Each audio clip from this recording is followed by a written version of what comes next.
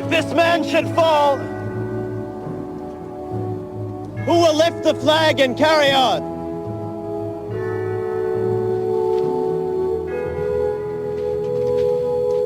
I will.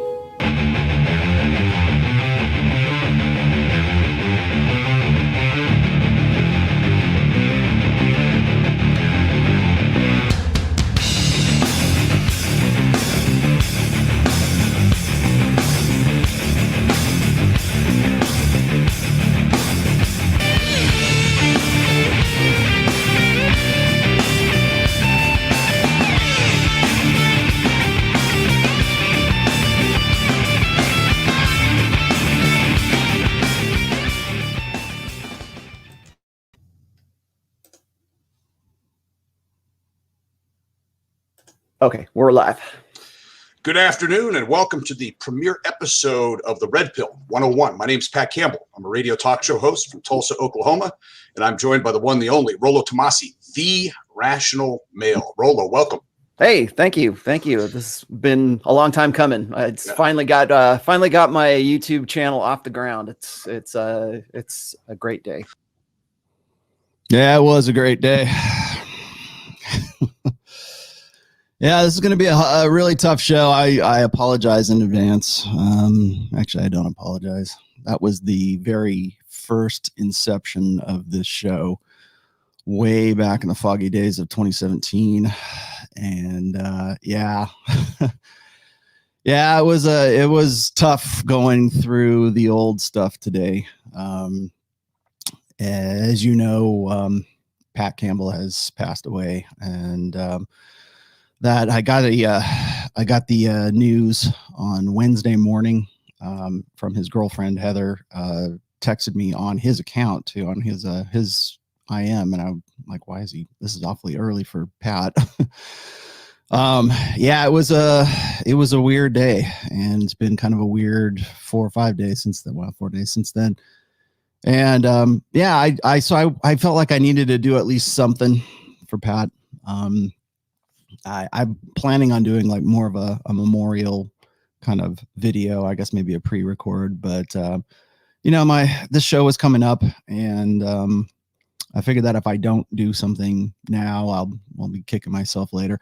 I was also trying to be as diplomatic as I possibly can, because I know his memorial service, by the way, is not for, I still don't have the date for it, but it'll probably be within the next couple of weeks, probably next week or the week after. I do plan to fly out to Oklahoma for it, so I'll be doing that. I have not talked to him yet, but I probably will right after this show. Dr. Everett Piper, who was also a regular installment on Pat's terrestrial radio show out of Tulsa, Oklahoma, was a very good friend, a very close personal friend of both Pat and his family, and has been influential to me too, of all people. If you've read my fourth book, I mentioned Everett by name in there.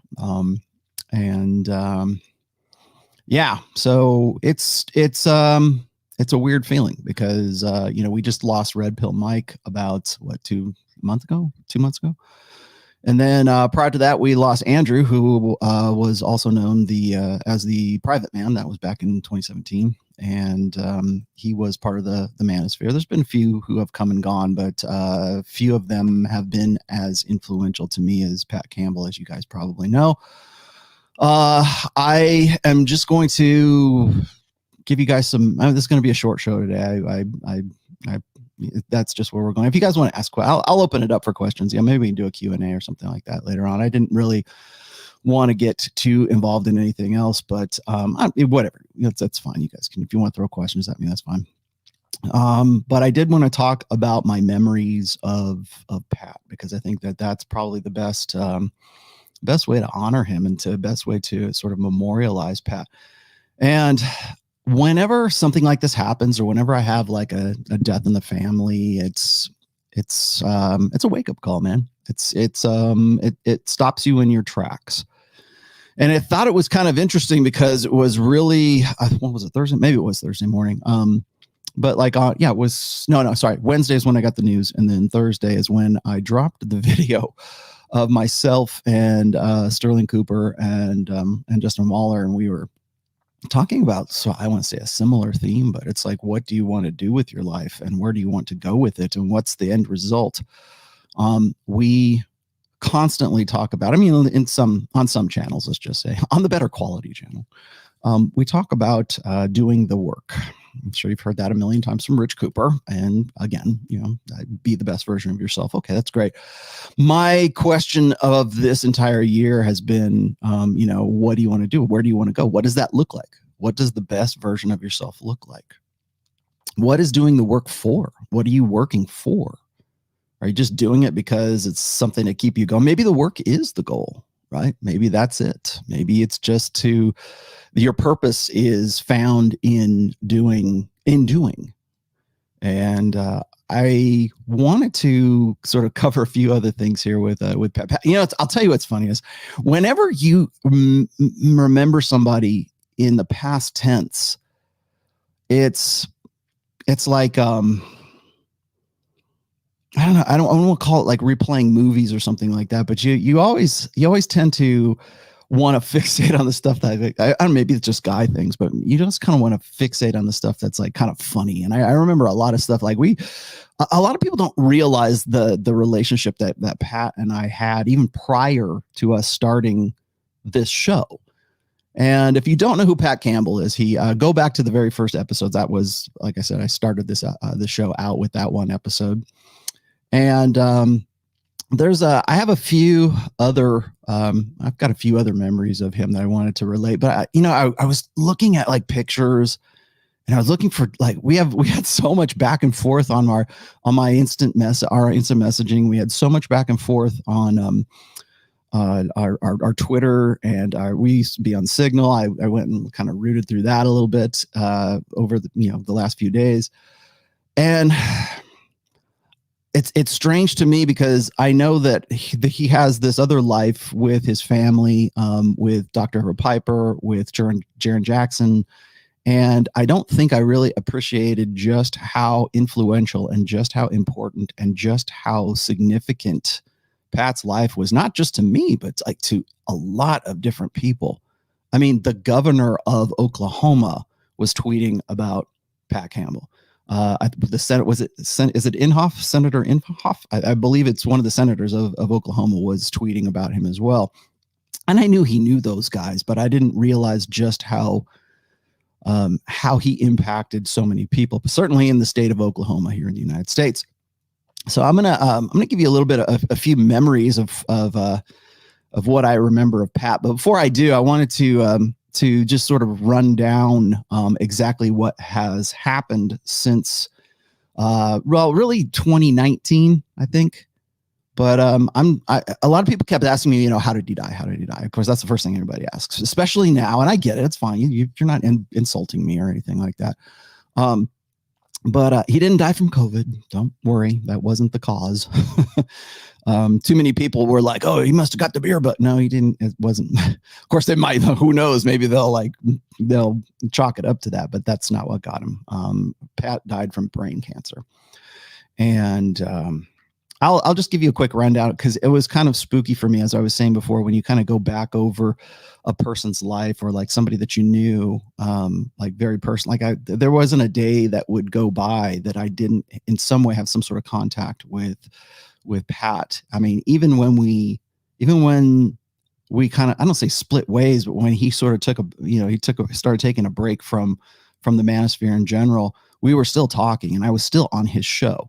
Now, Pat was a radio talk show host, terrestrial radio talk show host in Tulsa, Oklahoma. And so I have to sort of explain how I came to know Pat. And when I was when I was writing my book, and I think I had just maybe done the first 21 convention in 2017. And Pat comes from a very large family. I believe he is one of 8 brothers or 8 siblings. I know that. And he has a very large family himself. He's Catholic, Irish Catholic. And so they tend to have large families, as you might guess. But I believe his son was in the Marine Corps, and I believe it was him who handed Pat my book. And Pat read through it, and he was just instantly floored by the rational male.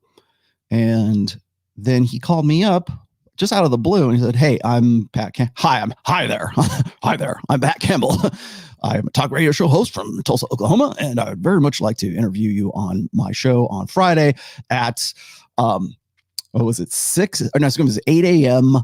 Central Time, which meant I had to be ready to go at 6 a.m. Pacific Time. And I'm like, who is this guy?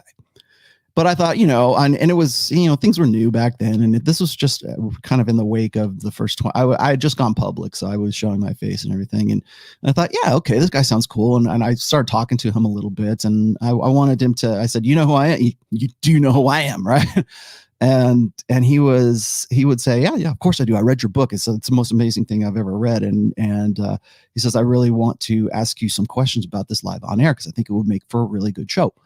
And so I said, okay, that's no problem. He gave me a full hour segment too, out of I believe he did a 4 or 5 hour show back then. He kind of cut it back. A lot of politics and a lot of things went on with AM 1170 in Tulsa, Oklahoma, in the interim, anyways. But he asked me on, and we started talking about red pill stuff, and we had people call in, and we're asking questions about the book, and I was kind of surprised back then that I had people in Tulsa, Oklahoma, who had already read my book, who were asking me questions about the book.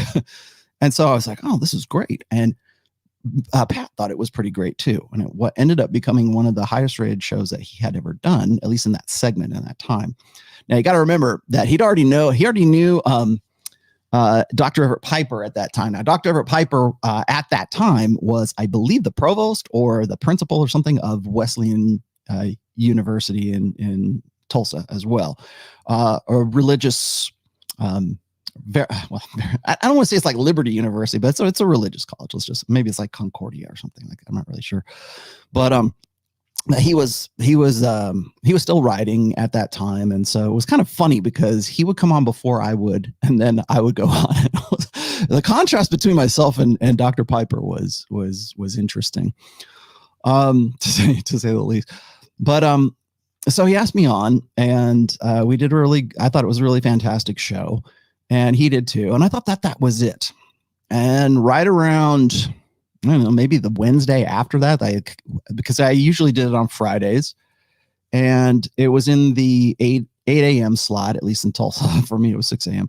What that meant, by the way, is I usually had to get up at about 4 a.m. my time so that I could sort of prep for it. And if you want to know why this mic is sitting here, my new board is here, and I've invested in my hardware over the years, it's been because I wanted to sound better on his show, and I started doing things a little bit more regularly when it came to putting myself out there. I had done what was it? Oh, in 2015, I did the Man in Demand conference with Christian McQueen and Tanner Guzzi and Goldman, but that was just audio, and I didn't show my face, and it was just because people really wanted to have that engagement and sort of connect with me, and that was just for a one weekend kind of thing.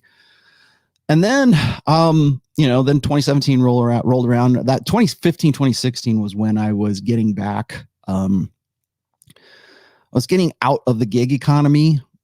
Actually, I shouldn't say that. I was more into the gig economy by that point, and then I was sort of leaning over, kind of tempting the idea of getting into doing what I do right now, at least on a part-time basis. And so that sort of made my decision for me. But Pat also helped push me in that direction, because then he said, "Hey, I want you on as a regular," and I was like, "Does that mean I got to go before?" But I did it. And I kept doing it, and it wasn't that big a deal to me back then because I think I was ready for it at that point.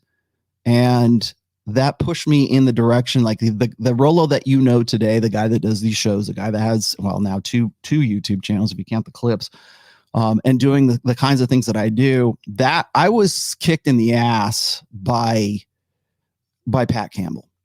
And that's why if you have seen my Twitter or my Instagram right now, and I mentioned this, I said, Pat is like a brother to me, but he's also he was more of a mentor to me. And I think that is a very valuable thing for not only just young men, but all men. So you can be 50 years old and still have a mentor. In fact, I still look for people who yeah, that guy, that's how I want to be when I get to be 70, right? That's how I've done that. I should say I have done that for a long time. Not so much like, oh, I'm looking for somebody to teach me something. I have had, people, I've really invested in becoming like mastering certain things as a result of sort of seeking out a teacher or a sensei, right? Or teaching out somebody or looking for somebody who can teach me stuff. And then sometimes those people just appear in your life, and you have to recognize those guys, and you have to acknowledge what it is that they can teach you and how you can benefit from them. You know how they say, this is like, sorry to get all like woo-woo magical thinking on you here, but like, I don't know where this quote comes from. Maybe it's like the Tao Te Ching or something like that. But like say, when the student is ready, the teacher will appear. And I think that's true. But you have to be like ready to see when the teacher is right there in front of you. And I'm flattered when people say, "Oh, you're the Godfather," right? I've never called myself that, but I accept it. Thank you very much. I'm glad that people look to me for advice. I'm glad that I'm glad I can help. I've always been of the opinion that if I can help, I will help, because I have been in bad shape in my life, and I have always appreciated even just the most marginal amount of help that somebody was willing to offer during those times. And so I really appreciated that. And so it's like I feel like I have to pay it forward or pay it backwards, I guess. But when the master shows up, when the mentor shows up, when the student is ready, you've got to be there to sort of recognize that. It's one thing to go and say, hey, you know what? I really want to learn this martial art, and then go look look for somebody who can teach you that. It's another thing to have it drop in your lap, and to be mature enough and appreciative enough to say, I can learn something from this guy.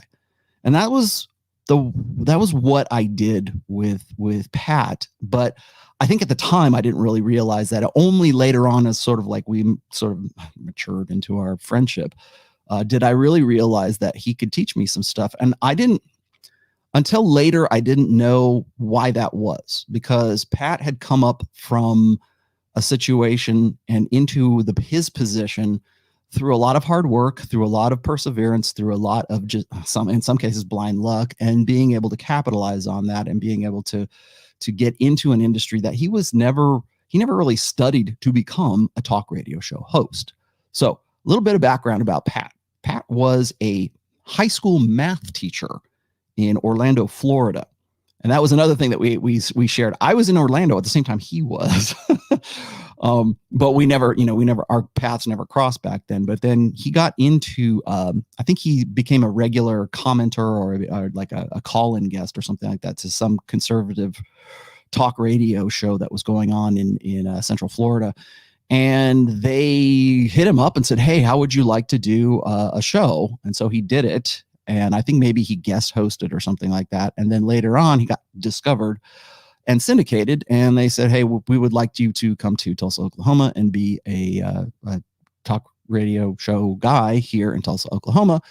And, he has, if you know anything about his story, if you've ever read any of his biography kind of stuff, he just sort of started doing it.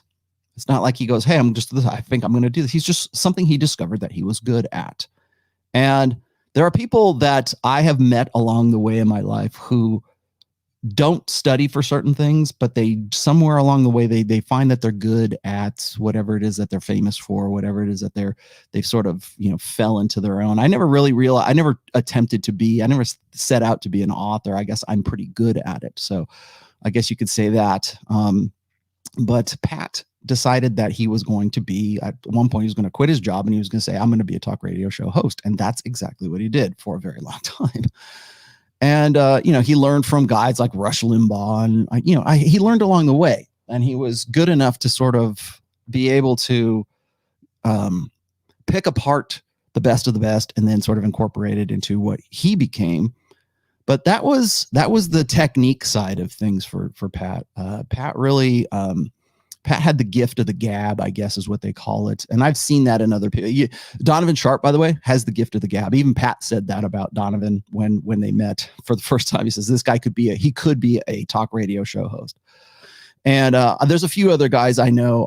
A friend of mine, Spencer Harding, definitely has the gift of the gab. He could definitely do the same kind of things, but it's one thing to have that talent. It's another thing to nurture it. And Pat was fortunate enough to be able to have nurtured that into his career, but it would not have been Pat if Pat hadn't been who he is. If Pat had not had his life experiences, if Pat wasn't raised by a very strong, positively masculine, conventionally masculine father, whom, by the way, passed away roughly a year before Pat had his accident. And I'll explain what that accident was, because it was kind of scary for me when I was going through all these videos, and I'm like, what's the first video I ever did with Pat, which I just showed you, and what was the last one that I ever did? And the last one was really tough because the last one I was scheduled to have him on the show, and that was when he had his accident, and I didn't know what was going on. And I thought, oh, okay, well, I guess I'm doing this solo. And I did the show solo that day, and it was in January. In fact, I can give you the date. It was January 12th, 2020. That was the last show I ever did live, anyways, on my show with Pat Campbell. I ended up doing his terrestrial show a couple of times after he had recovered. But after that, I was like, okay, I gotta give him a break. I gotta just, back up off of this. So seeing that video was kind of eerie, I guess, or kind of like weird for me to come back and look at it. I hadn't looked at that video in a long time. I didn't really have any reason to until now. But I went and I looked at it, and I was like, well, he hasn't called me, and I could probably show it to you, but I don't know. I'd get choked up. That one would choke me up. At the beginning, I'll laugh at, but the end, the last one was really tough to look at. But that one was, like I said, it was January 12th, 2020, and he didn't call. And usually what we would do prior to our shows is we would talk either the night before or maybe like that morning of. It was kind of tough because it's like it was a Sunday morning. So Pat would always do it after church, which worked for him because he was 2 hours ahead of me. And so I was just like, okay, when are we going to do it? And he would hit me up, and right after church, he'd come back, and we would do it we never went for much. I think our longest show was maybe 2 hours, but we always had this regimen because he was very disciplined. One of the most disciplined guys I've ever met, and self-disciplined. Like, this is how we do it. This is how we run this thing. Because by then we'd already been doing it for almost 2 years, I think. And so for him not to call or to be completely absent, I knew something was wrong. And it's one thing when you have like flaky friends, like sketchy friends who like kind of blow you out all the time, and you go, oh, okay, yeah, well, that's just them being them, or they're on their own time, right? Pat was not on his own time. You were on his time, and you would have to be on schedule. And that's just how he worked. I mean, he worked in radio for as long as he did. I'm sure that's how it happens. And you also have to remember that this is a guy that would get up at like 2 a.m., 3 a.m. so he could be in studio and rocking and rolling by 6. Because he had to be on top of his game as far as the news was concerned, current events and everything else that was happening. So he was very, very disciplined. So when he didn't show up, or when he didn't, I didn't get any call or anything, I was texting it. I didn't even get any response back. And I didn't hear about his accident until like a day after or 2 days after. And I only got that. I'll explain to you the story of what happened. But like, as I was saying, he didn't pass away from COVID. What had happened was this. On I believe it was January 11th, the day before, or like maybe it was the day of, he was driving by himself in his car, and he blacked out, and he had just enough wits about him to drive the car off of the road. And so he technically got into a one-car accident, his own. He just basically pitched the car over the side of the road. This is from what I'm remembering from what he told me. And so he was there unconscious and until he was picked up. Now he's very well known, of course, in Tulsa. So when the cops come to see him, they know it's Pat Campbell. So they find him, grab him, put him in the, get him into the hospital, ambulance, take him back. And he had passed out because he had a brain bleed or some kind of like seizure of some sorts. I don't think they knew it was a brain bleed at that time, but then they did, I believe they must've done like MRI scans or CT scans or whatever. And discovered that he had 2 brain tumors in his head. And that's when shit got real. And so he hit me. It was funny to hear his voice right after that, because it was at that point that I thought for sure he was gone. And Dr. Piper was there in the hospital with him. I think Jaron Jackson, who was another really good friend of his. Jaron was a regular on his. Now Jaron and I have locked horns, like perspective wise, on a few occasions. But there's no getting around. Jaron's a good dude, so he was there.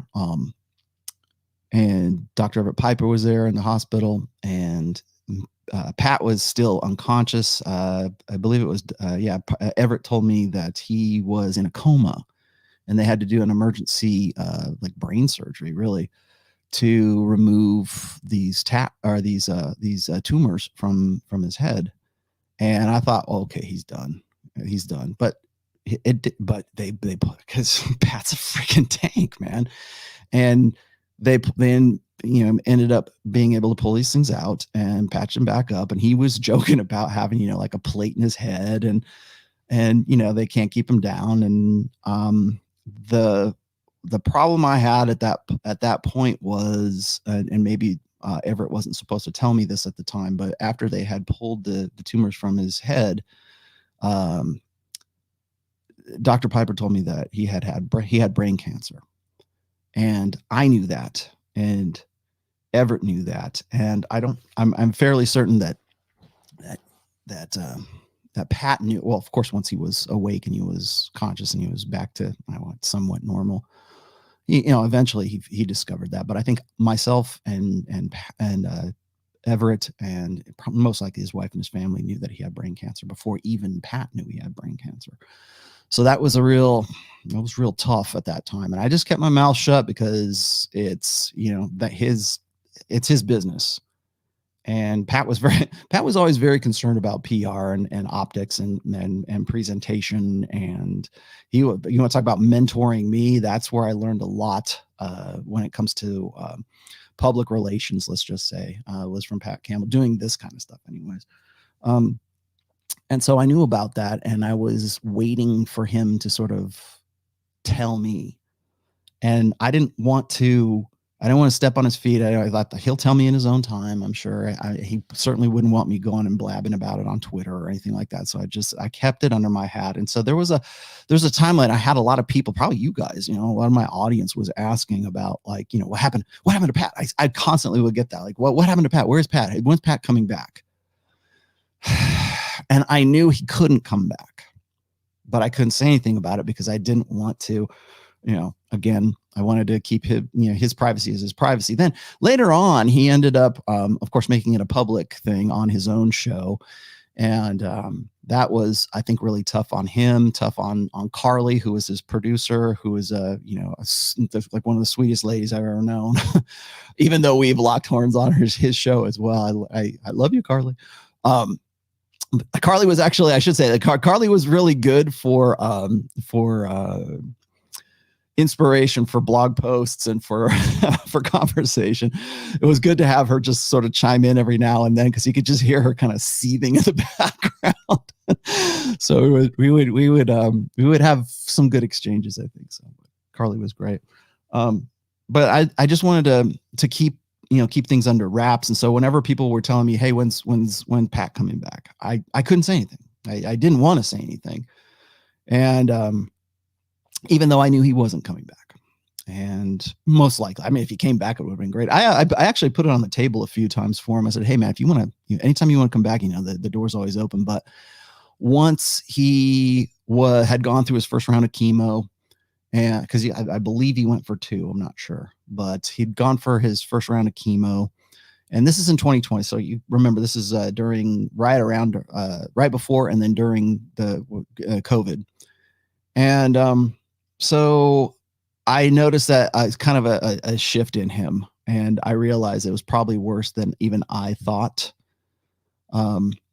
And I come to find out later, of course, that, the doctors only gave him like months to live. And then he even exceeded their expectations, like by over a year, I think, now from what I've been able to gather.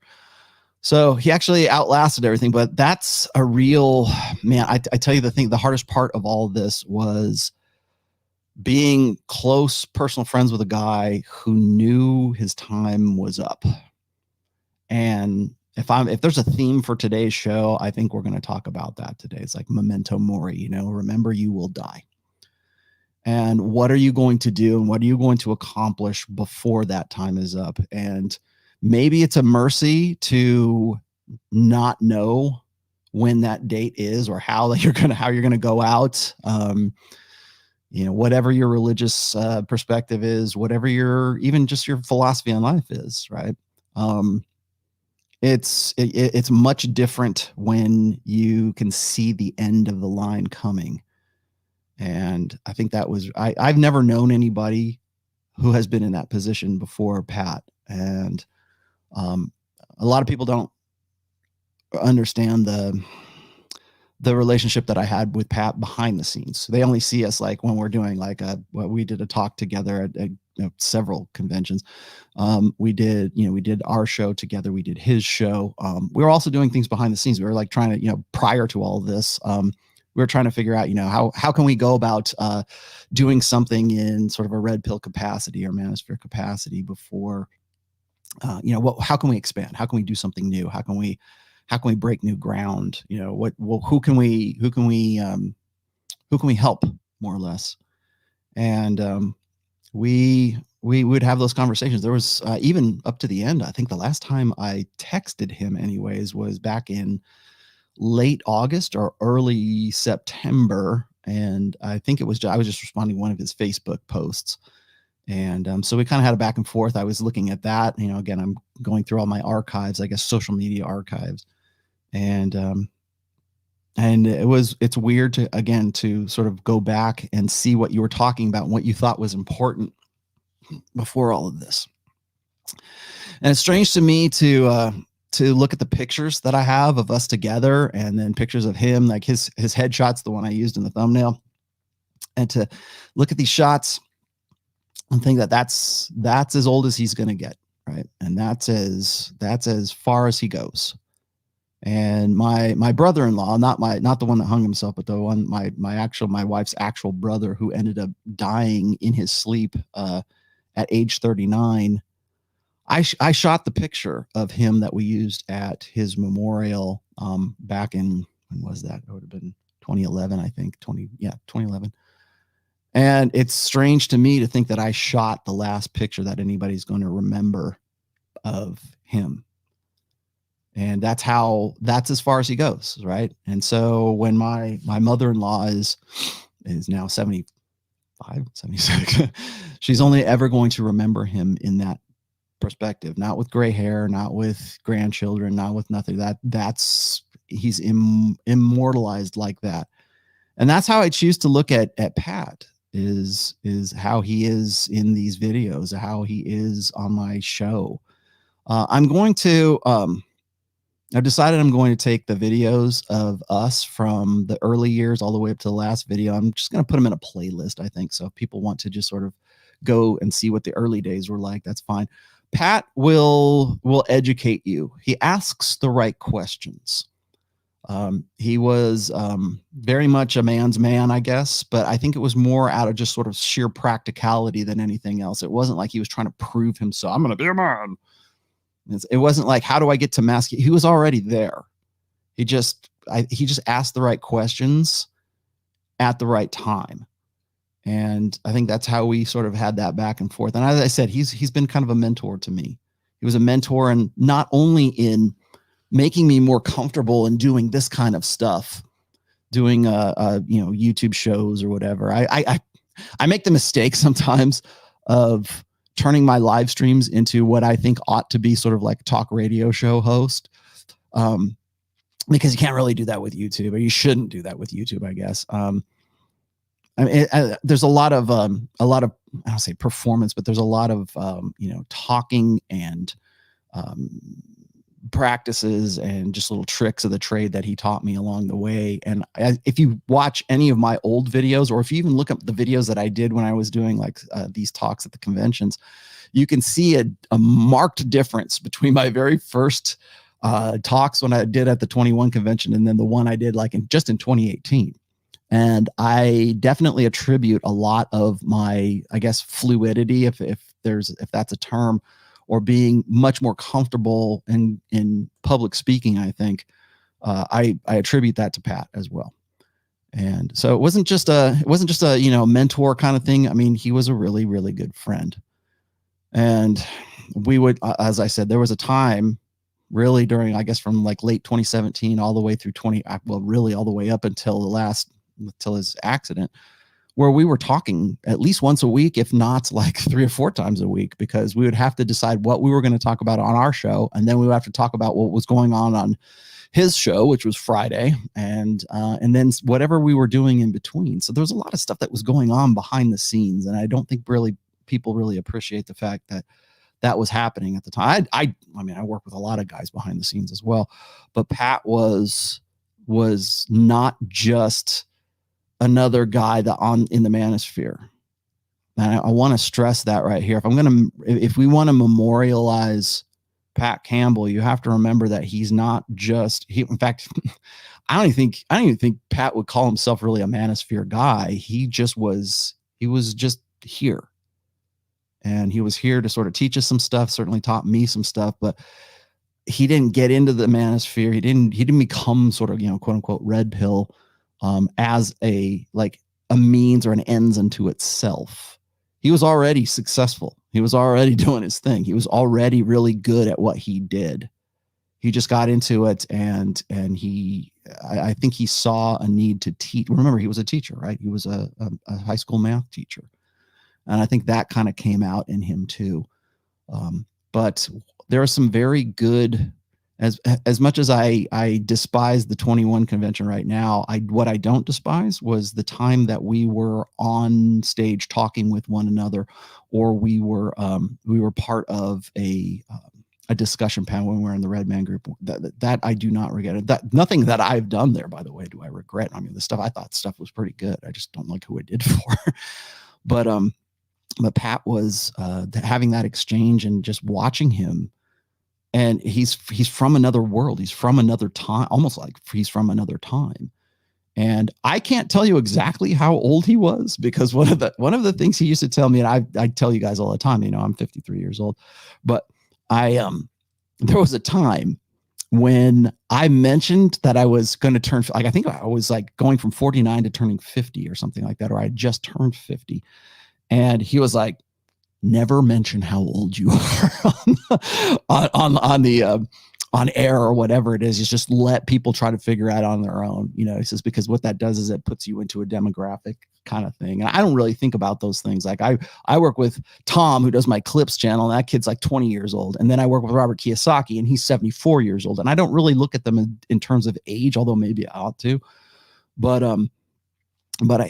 he told me that, and I'll tell you what was really funny is I was looking at his obituary, and nobody knew how old he was.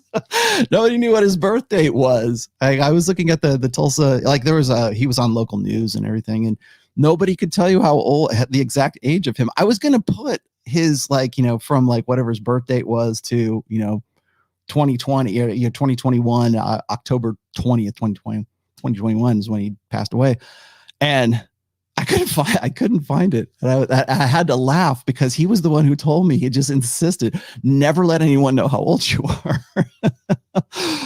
And so I'm like, yep, there. And then even after you're dead, Pat, we can't figure out how old you are. Well done. Mission accomplished. Let me catch up on these. I really appreciate the supers, especially today, because I'm probably not going to monetize this one. Anthony Long says another reason it's so important to get the red pill to as many people or men as possible. Who will be there to pick up the torch when people start passing away? Yeah, it's tough. I mean, you have to know that it's going to happen too. As weird as this is going to sound, I really feel like what we're doing right now, and in the men's spheres, I don't know, whatever you want to call it, what we're doing right now, I think will be remembered in some way.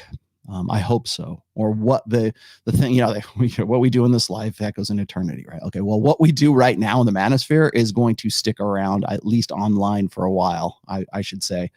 I think we have started a movement for sure. If you want to call it a movement, I don't even want to. We've started a new kind of awareness, I guess. And I hope that in the future, we're looked back upon, like the people who are in this sphere right now, are looked back upon as, I don't say pioneers, but as like people who sort of got the ball rolling, I guess, for lack of a better term. I don't want to call us, we're not the beat generation, trust me. But I think that we're definitely on the leading edge of something that's going on right now. I have not been able to catch up. Let me look. Thank you, Sam, for being in the chat today. ML says condolences through your work and our memory. He will continue to live. Yeah, he will. I'm probably going to do a dedicated memorial. Maybe this is it, but I'm thinking about doing some sort of like pre-recorded thing once his memorial services is through. I wasn't even going to do today's show, but I felt like I had to, because I don't know, maybe it might be too soon for his. I know, hey, if you're part of Pat's family, welcome to the family you didn't know you had. Irish Alpha says, I revisited some of your 2019 work and it was a great collaboration. I laughed at the dick pic warning episode. Pat was an alpha beast. Yeah, sorry for your loss. Thank you. What else do we have here? Philip with her says, tragedies always bring us back to reality. Say I love you every day and enjoy genuine love with your family, friends. Be safe, Rollo. I will. Still have so much knowledge to give to the world of men need you. I'm glad you brought that up, because I'll tell you what's interesting to me, and I'll continue here in just a second. I was in Tahoe a few weeks ago, about 3 weeks ago, with Sterling Cooper and Justin Waller and Tom, whose name I can't pronounce. Sorry, Tom, who does my clips for me. And it was a good time, not just because we were doing videos and everything else. We're having fun time. Sorry guys, I wish we could have took the wave runners out, but it was just like too windy and too cold. The change of the seasons happened a bit too quickly for us.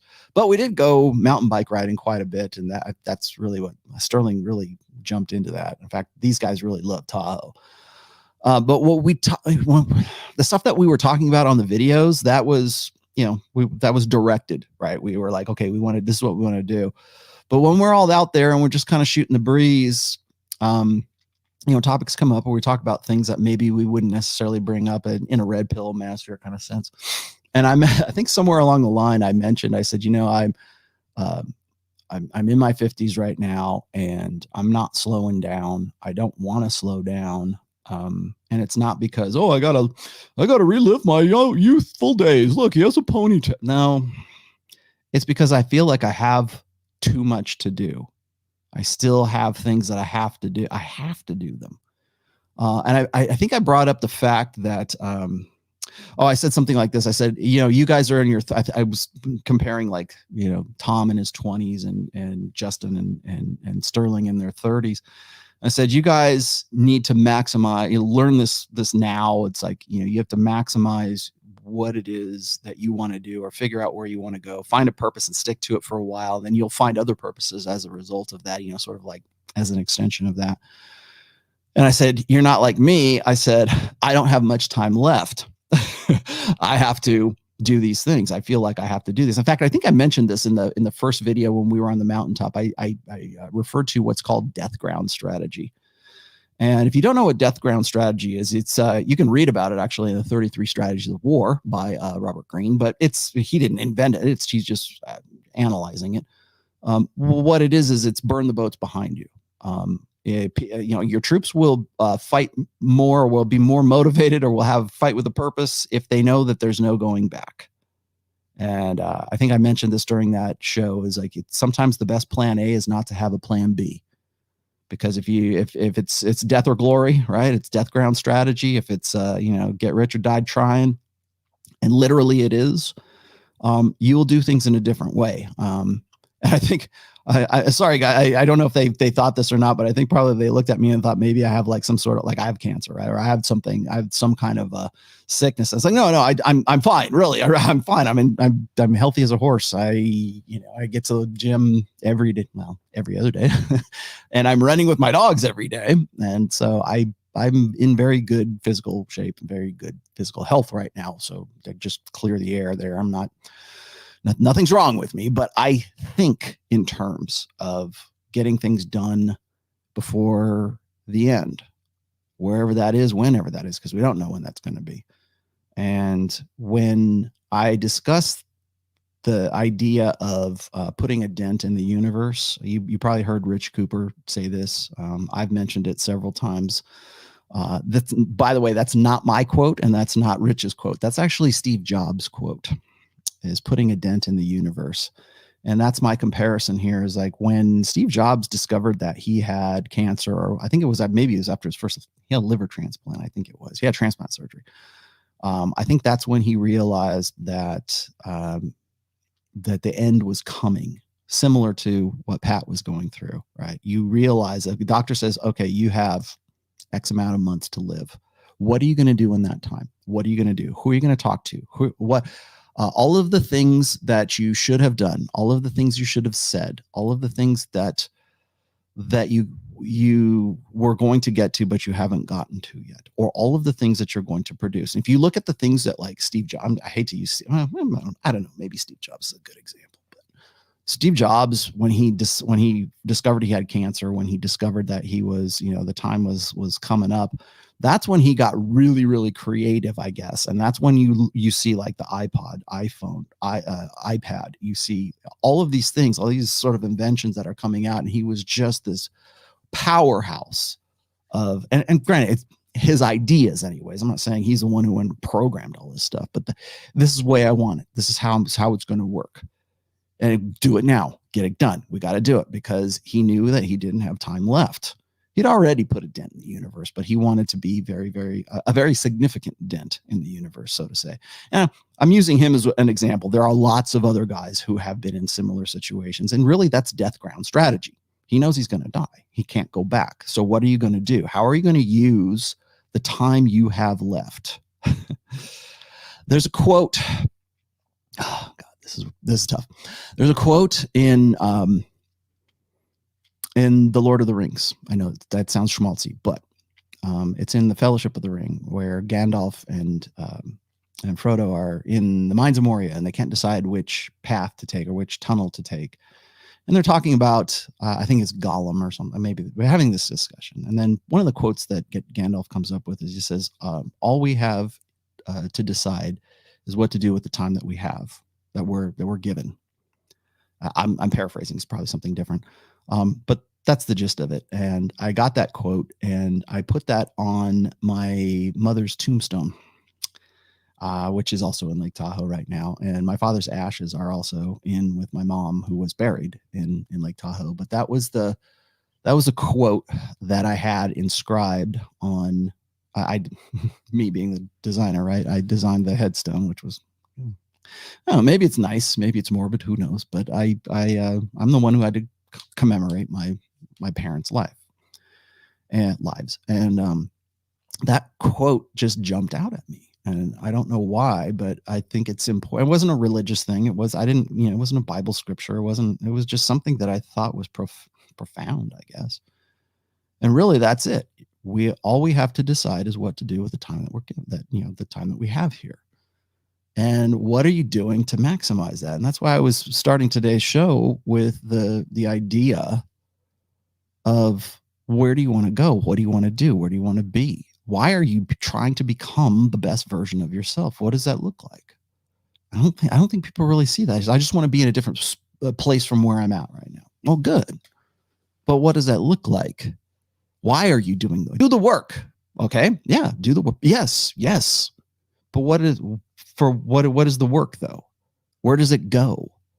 What does it look like at the end? What are you doing with the time that you're given? Right? Sometimes just doing the work is the work. Maybe just getting to that point. Just doing. And you've probably heard me mention this on this show a few times. I know I mentioned this when I was doing the talks with Justin and Sterling on the mountaintop. Now that video seems a whole lot more like prolific, profound, whatever. Because I mentioned in there, what begin with the ending in mind. Like, well, sometimes you don't know what the ending is. Maybe sometimes just doing is the purpose. And at the end of your life, it's not going to be the trophies on your shelf. It's going to be your body of work. What did you create? What did you leave behind in your wake? How did you put ripples in the space-time continuum? What was your dent in the universe? And I think a guy like Pat Campbell left a very significant dent in the universe and probably didn't set out to say, you know what? I did it. I was Pat Campbell, damn it. I was Rollo Tomassi, damn it. I was whoever I was. They didn't set that. There wasn't some end state. It was just sort of the getting there. And the getting there and the totality of getting there, that's the goal. That's the whole thing. I know it sounds really stupid Zen, but once I've mentioned this, like human beings are the defining factor of humanity really is discontent. And how we manage that discontent is really the key, right? Because I don't care if you say, well, once I get my doctorate, then I'll be content. Once I get that car, once I get that job, once I get that chick, once I get that life, then I'll be content. And the truth is you're not going to be content even if you get exactly what you want. God forbid you get exactly what you want. We talk about abundance all the time, and sometimes abundance is something that is limiting to us because it makes us lazy. It makes us forget about the time is short. It makes us forget about those things. Probably should have dug it up. I probably should reread some quotes from it. I did an essay one time, and this was after my father-in-law. I guess you'd call him my father. My mother-in-law's second husband passed away, and I was trying to, when people die, of course, we have shows like this, right? But I did a post called, I think it was like End of Life Issues or, Memento Mori or something like that. And you're looking back on this and you're like, what did that guy do? Who's going to remember this guy? Who cares to remember this guy? And I thought it was really significant at that time because I looked at the death of my brother-in-law, the one who hung himself. And then I looked at the death of my other brother-in-law, who was my wife's actual, blood brother, who passed away at 39 in his sleep. He had a heart arrhythmia or something like that. So technically natural causes, nothing necessarily wrong with the guy. It's just, his time was up. And I look at how we remember both of those guys or how we remember people. And my brother-in-law who committed suicide, we don't say, oh, it's that date again. Like I could go to my sister-in-law or I could go to their kids and I go, what's the date that your dad died? What's the date that your first husband committed suicide? They probably couldn't tell you. I know what it is. It's March 8th, but they probably couldn't, or they certainly don't put Facebook posts going, remembering dad. That doesn't happen, but they sure as hell do for the other brother-in-law who passed away at 39. He did a lot more. He did things. He's much more memorable. And it's like when his birthday rolls around and when his death day rolls around, wailing and gnashing of teeth. And my I guess you would call him my father-in-law, my stepfather-in-law. Nobody really considers that guy anymore. Nobody remembers him. Nobody cares to remember the guy. I don't say he had an insignificant life, but he was not memorable. And then you look at like a guy like Pat Campbell. Pat Campbell will be remembered. Certainly by me, certainly by you. Look at all the things he's done just on my channel.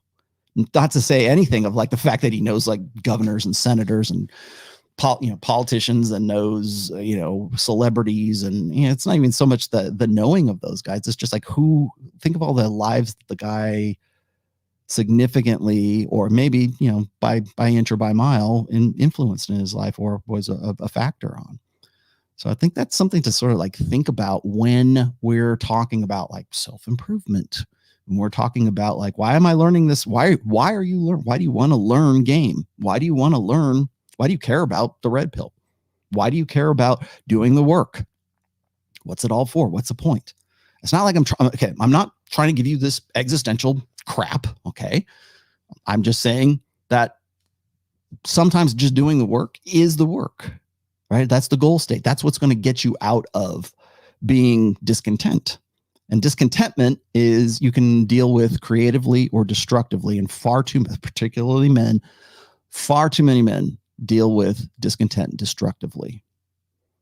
They either wallow in their own self-pity or their own self-loathing, or they're sedating themselves with God knows what, with lots and lots of all of the sedation that is available today. And you want to change your life, you can either reimagine yourself and rebuild yourself, or you can sedate yourself and end yourself if that's the case. Because those are really the two choices at the end of it. And again, like I said, it's not the trophies, it's not the achievements, it's not the diplomas on the wall. It's what your body of work is. So I don't care if you lived say you died at 39 or you died at 99. It's like, I'm not saying that you have to have like some sort of like, I don't know, wall full of accolades or whatever like that. I'm just saying that it's like you can live a very significant life between the time, like if you only lived to be 25 years old and you did a shit ton of stuff in that time, what else is there? And who cares, right? At the end of the day, at the end of it all, we're all, the earth is going to fade away and we're all gone. Yeah, you know what I really hate, and I'll get to your supers here in just a second. You know what I really hate? I hate those and I don't know how this is motivational, but I hate those motivational posters that it'll show like this galaxy, like Crab Nebula or whatever, Orion or whatever. And it's like, and then they'll have a little arrow or something. It's pointing to some like random dot because they don't know where the hell it is, but they'll point to it like, this is you. This is where the earth is. It's this teeny little dust spot in the middle of this galaxy of a bajillion, planets and God knows how many galaxies and blah, blah, blah. But the point is is like, oh, don't sweat the small stuff. You're really insignificant. Even Earth is insignificant in the grand scope of things. And they're like, that's not really inspiring to me. All that makes me want to do is get nihilistic or just like not do anything. But the reason why it pisses me off is because I don't give a flying fuck. I honestly don't, because right here, right now is important. What I'm doing right now is important. What you're doing right now is important. And that's the only frame of reference we have. I don't care if we're this little tiny little dust mote in the galaxy on some insignificant, surrounding some insignificant star. Don't sweat the small stuff. And it's all small stuff. Well, if you think about things like that, when are you going to do big stuff? When are you going to impact things? When are you going to when are you going to put the dent in the universe? When are you going to, and people say, well, who cares? In the end, it's all over and you're not going to worry about it. Well, yeah, but you know what matters? Right here, right now. My mom, man, I remember this one. You want story time? Here's story time for Rollo Tomassi, right?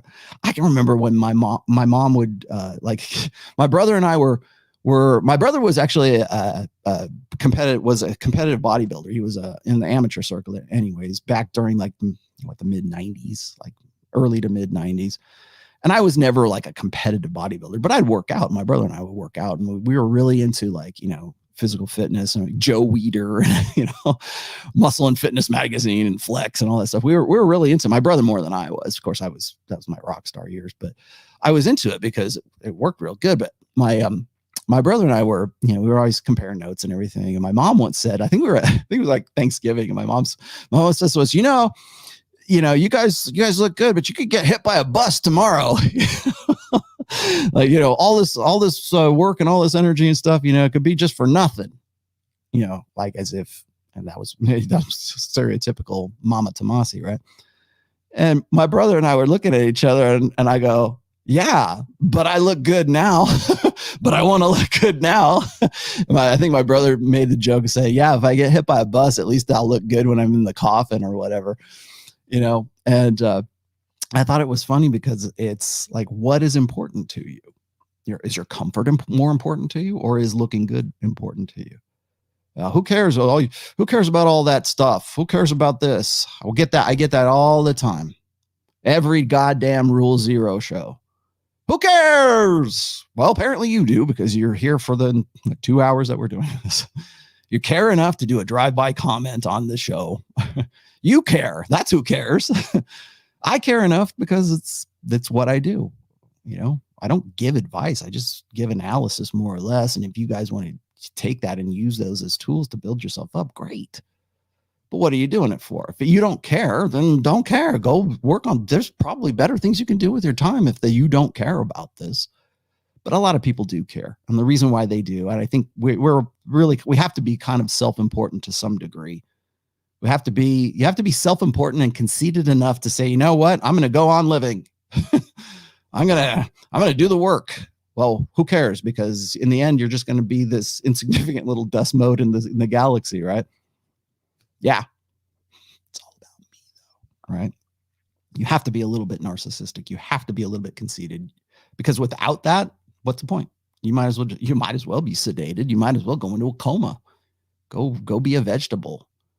If that's the attitude. But see, the thing is like that's discontent. That's just destructively dealing with discontent. There's ways to constructively do it, and it's like, I'm going to do it because I think I could. People ask me, how did you get into writing books, or what was the? Oh no, I know what it was.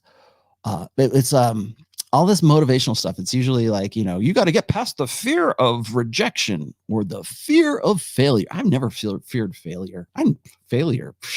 If you're a guy, by the way, and most of you are, expect rejection. That's pretty much the defining characteristic of most men's lives. Men will experience rejection way more than women will. For over the course of a lifetime, on average, you will definitely experience rejection way more than women do. So it's not fear of like failing for guys. It's not fear of like rejection. It's not a fear of falling on your ass and being embarrassed. It's just like, if you want to know why people don't get off their ass, it's just because they're lazy. They're unmotivated. They don't think they can do it. And it's not about fear of failure or even fear of success. It's about just not believing that you could actually get from point A to point B or change something about yourself. That's what it is. It's not a fear. The reason why like motivational guys talk about fear is because it seems like the easiest thing. Well, everybody experiences fear. It's an emotion. Let's appeal to emotion. Most people don't feel fear about like falling on their ass or being, I'll be embarrassed if I fail. No. You'll be an idiot. Yeah, but you'll learn something and you'll get something out of it. I love how the same people who say, people are fearful of failure are also the same ones who are like, you should be able to laugh at yourself. Well, what is it? Like a self-deprecation or fear of failure? And I don't know. It like maybe it's just salesmanship or whatever, but it's not so much about fear. It's if I fear anything, it's not getting enough done before I check out. God damn it, man. I mean, it's like when it comes to like, when it comes to doing stuff, when I think about Pat's life, man, I don't think Pat set out to go, okay, I better get this done. I better get that. Maybe at the end, but like who he was when I knew him, but when he, prior to his accident and discovering he had brain cancer, he wasn't going, I better get all this shit done. It was already done. He'd done it. That's what he wanted to do. He figured it out along the way. Do the work. It's like, fuck you. I've been doing the work for God knows how long, how old he is. He just does it because he does it. There's a quote. Maybe it's fortune cookie stuff, right? But I always thought about this when I think about like greyhounds, like, because as you know, I recondition greyhounds, and I've been a greyhounder for a very long time. And there's a quote that, winners don't know that they're in a race. They just love to run. And I always think of greyhounds when I think about that. They just love to run. They don't care. I mean, maybe they do. Maybe they're competitive or whatever, but like they just love to run. And I always have to kind of throw that one in the face of people who are sort of like anti-racing when it comes to greyhound racing. And in some cases, it can be cruel. I'm not going to say it's not, but they go, oh my gosh, I can't believe they forced those dogs to go get on that track and run after that fake bunny around the track. That's what they're bred to do. That's what they're born to do. That's what they love to do. God knows, man, I'm out there like chasing after Ned all day long because that's what he was born to do. He loves to run. Bambi loves to run too. Every greyhound I ever had loves to run. They don't know they're in a race. They just love to run. And I think that might be, again, fortune cookie Zen shit. But as best I can put this, it's like, what do you enjoy doing? What Pat enjoyed doing, what he got into. He fell into. I mean, I almost want to say that there's no way Pat couldn't have been a talk show host. He couldn't have been he couldn't have not been who he was. Because he was just, it wasn't about motivation. It's just like he loved doing what he was doing. And he was a winner as a result of that. I love doing this so much. I'm just going to keep doing this because I dig it. I do it for the sheer joy of doing this. Oh, it's your purpose. Well, okay, maybe it is, but you do it because it's intrinsically rewarding to you. I don't think enough guys really discovered that about themselves along the way. What is intrinsically rewarding? I had this conversation again with Sterling and Tom and Justin. It's like, what would you do for free? What would you do if you weren't like I think we were talking about like the brand of me and like, I'm doing this right now. Well, you're doing this because we're making money off of Superchats. Okay. My question is this: if we're going to talk about like the brand of me and we're going to talk about like everybody's their own personal brand, we got into talking about how it's very difficult not to think in terms of being your own brand manager for a long time. Like, what do you enjoy doing that you don't get paid for, that you will do anyways? And I kind of worry about guys who make a lot of money in this crazy hustle economy, this sphere. Let's create a YouTube channel so I can quit my day job and I can be a full-time YouTuber and make lots of money, right? A lot of guys get into it because their shitty cubicle job sucks. And they're like, I would much rather be sitting in here, 3 or 4 hours a day, bullshitting with people and making money, ad dollars and super chats. Wow, that's a great idea. I'm going to leave my job, quit it, and go and do this. Great. The problem is that becomes all you are. You become the brand. Your personality, your online persona becomes you, and that persona is your brand. So you are your brand all the time. So, but how, when you're off, when I turn the camera off, when everything, I log out and broadcast, who are you when you're offline? Or do you even get offline, or do you immediately go get on your phone or your tablet or whatever? Who are you once you get offline? What would you do for free? What are your hobbies? Hobbies should, like, I think a lot of people think of hobbies as sort of like these low level things they're trying to figure out and see if they can make money at it. Like, oh, if you can just make your hobbies your profession or your vocation, then you'll have fun all the time. No, you won't, because then the dynamic shifts and you're not doing it for the same thing. You don't enjoy it in the same way because you have to do it instead of you want to do it. And that's kind of analogous, by the way, to genuine desire. Do you want to be with that person, or do you have to be? Are you obligated to do that? Do you want to do you want to play guitar? Do you want to paint? Do you want to draw? Do you want whatever your creative outlet is, whatever your hobbies are? Do you want to play? I don't care, whatever your hobbies are. Do you want to do that, or do you have to do that? Does your hobbies, what does it say? What do they say? Treat it like a hobby and it pays you like a hobby. Treat it like a job and it'll pay you like a job. Well, once you've decided that you want to do this as a job, and it ceases to become a hobby, now is it something that you would do for free? Is it something that you enjoy enough that you're like, you know what, I'm just going to do that? Do you go to the gym because you enjoy lifting weights? Or do you go to the gym because you're like, well, this is the means to the end. I want to get jacked. And then once I'm at the jacked state, then I'll be happy. Then I'll be content. Or is it about the journey, right? Is it about the progress, the process? They always tell you, trust the process, right? Is it about the process? Maybe the process is the actual purpose of you doing it, rather than, I'm going to go compete in the Mr. Olympia, which I'm never going to. But I think that when we realize what it is that we enjoy doing, what we desire, we have a genuine desire for, you will understand, I think, desire a little bit more when it comes to, like, I always say, you can't negotiate desire. That has a lot more meaning, or a lot more definition, a lot more scope than just getting with your chick, right? I want a girl, so I own her soul. Okay, that's a little over the top fresh, but the principle's the same. I want genuine desire.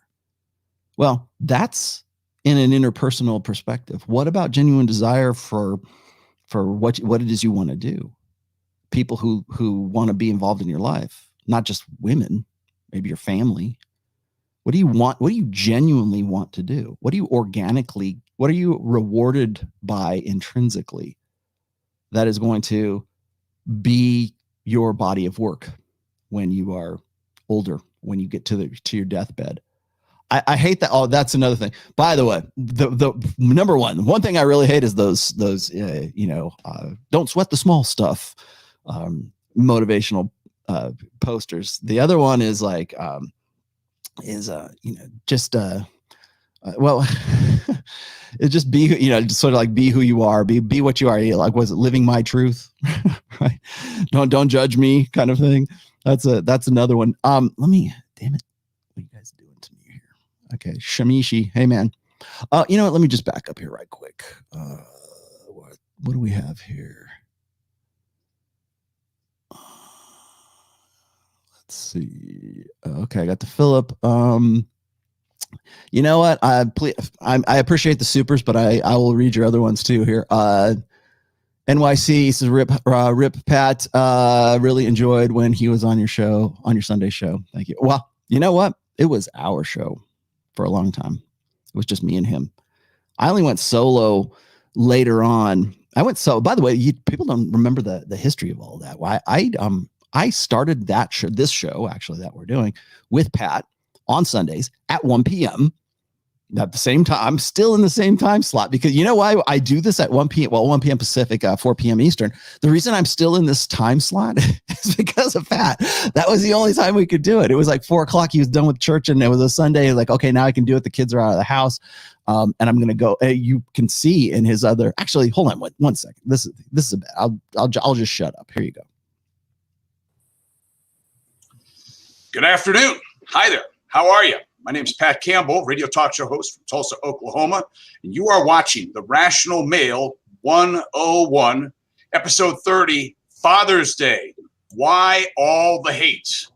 And of course, I'm joined by the godfather of the manosphere himself, the cult leader, Rollo Tomassi, yes. The Rational Male. Rollo, how you doing, buddy? Yeah, welcome to my cult. Welcome to the cult. Father's Day. Yeah, I mean, this is always all right. That's enough of that. Gosh. Oh, so young, so impressionable. Oh, God. You know what's funny is, yes, I do love you, Modern Life Dating. Yes, of course I love you. Hi, you're welcome. I love you too. How's Japan? Yeah, it was funny because I think during that time, when was that? I forget the date on that, but I was looking at this. That's how I choose to remember Pat, by the way.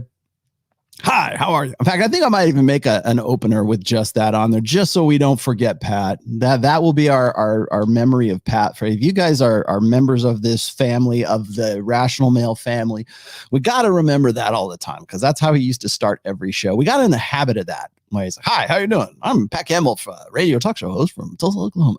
He always had that same opener, but it was always, hi, good afternoon. Do we have to do that? Yes, we do. Okay. I don't know. Tell me what to do, master. And yeah, and then it was but at that time, I think that was at 2019, maybe it was 2019. Father's Day. Father's Day was always a great show, by the way. But it was I think that's when everybody was starting to call me a cult leader. So we like, you know what, let's lean into it. So that's what we did. And he started calling me the grand poobah of the manosphere and godfather this and master, cult master, whatever. And so we just started like goofing on that. So a lot of the stuff that went on behind the scenes, I have to smile because I wish we would have had some of that goofy energy on the show, but we tried to be a little more serious. I mean, we yucked it up a little bit, I guess. Where is that? Sorry, I'm gonna back up again. You guys are giving me lots of chats today. Thank you. The Rational Male, please describe Pat's journey from TradCon to Red Pill. Oh, okay, I will. Give me a second. Let me keep going. Norman Dude says, I'm 70 and wish I'd heard of you when I was 20. Yeah, well, that's why I wrote Preventive Medicine, actually, so to save the youth, right? That's by the way, preventive medicine is my contribution to saving the West. Like, here's the things you can expect from modern women and their progression through life, and the things you can do at various stages of maturity. Thank you. I've just now saved Western humanity. What did you say? Let me grab this. What is this? Todd Smetana says, Pat came into Tulsa and kind of had to make his own space, and I was leery of him back then. He quickly became the main influence in our city and left a big footprint. I appreciate this today. I'm glad you know what? You are 100% right. You want to talk about his journey. That's it. He told me, by the way, Todd, he told me about the time when he made the transition from being a math teacher in Florida, and then basically taking a chance on himself. And remember, he's got kids at this time too. And he's got his wife who I'm not going to run her up the flagpole. If you know anything about his wife and that personal situation, I'm going to leave that alone for right now out of respect for the family. But he had to really take a chance on himself and say, you know what, I have a degree and I can teach and blah, blah, blah. That's a sure thing, but I'm going to go take a chance. I'm going to go do this. And it worked out for him. Thank goodness. But I think he probably realized he was good at it and he could make money at it. And he has a syndicated talk show as a result. He knows, by the way, I don't know if any of them will be watching this, but I have to sort of give props to, of all people, Michelle Malkin, who I like. She was a good friend of his as well. I know he knew Tucker Carlson. He used to talk about how he had conversations or talks with Tucker Carlson as well. He definitely was, I would say he was TradCon for a while. And then he came across my work, and I think that more or less red pilled him in I hate to use that as a verb, but it gave him a different perspective. And again, I won't get into too much detail about his personal life out of respect for his kids and everything like that. But I think what he was going through with his wife and family and stuff like that at that time, I remember his son was the one who gave him my book. I think that he sort of, it changed his mind about things. Now, also, I should say this too. I failed to mention this earlier, is once he came out of the coma after his accident, I felt a change in the force, right? A shifting in the force. And I knew that he had brain cancer. Dr. Everett Piper knew that he had brain cancer. I think he might have, but at that point, I think he was sort of distancing himself from the manosphere for a couple of different reasons. Remember, he was doing my show right up until he had that accident. After he had the accident, I think it put things into perspective for him, and he really decided that he leaned more in a religious sense, back on his roots, which is understandable. I get it.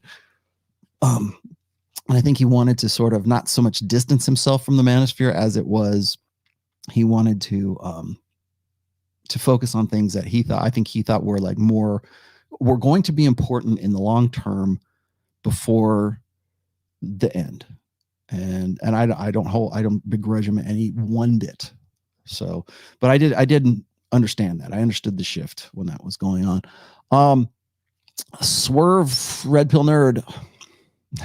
Rollo is the right guy to talk to about this type of stuff. Well, I'm glad you guys feel that way. I'm trying not to get to, man, I got all of what, 766 live viewers. If I go and I say, bitches ain't nothing but tricks and hoes, then it's up to like 2,200. I think this stuff is important, man. I mean, you gotta, sometimes you're going to have to stand, at some point you're going to have to stand back. And I hate to say, it's much better if you can stand back from life and like sort of look at what's going on and see the bigger picture, I guess, voluntarily, rather than being at a point of crisis, rather than being at a point of trauma. Most guys come to an epiphany, let's just say. They come to they come to religion, they come to God. God, it was all I could do not to do this show today.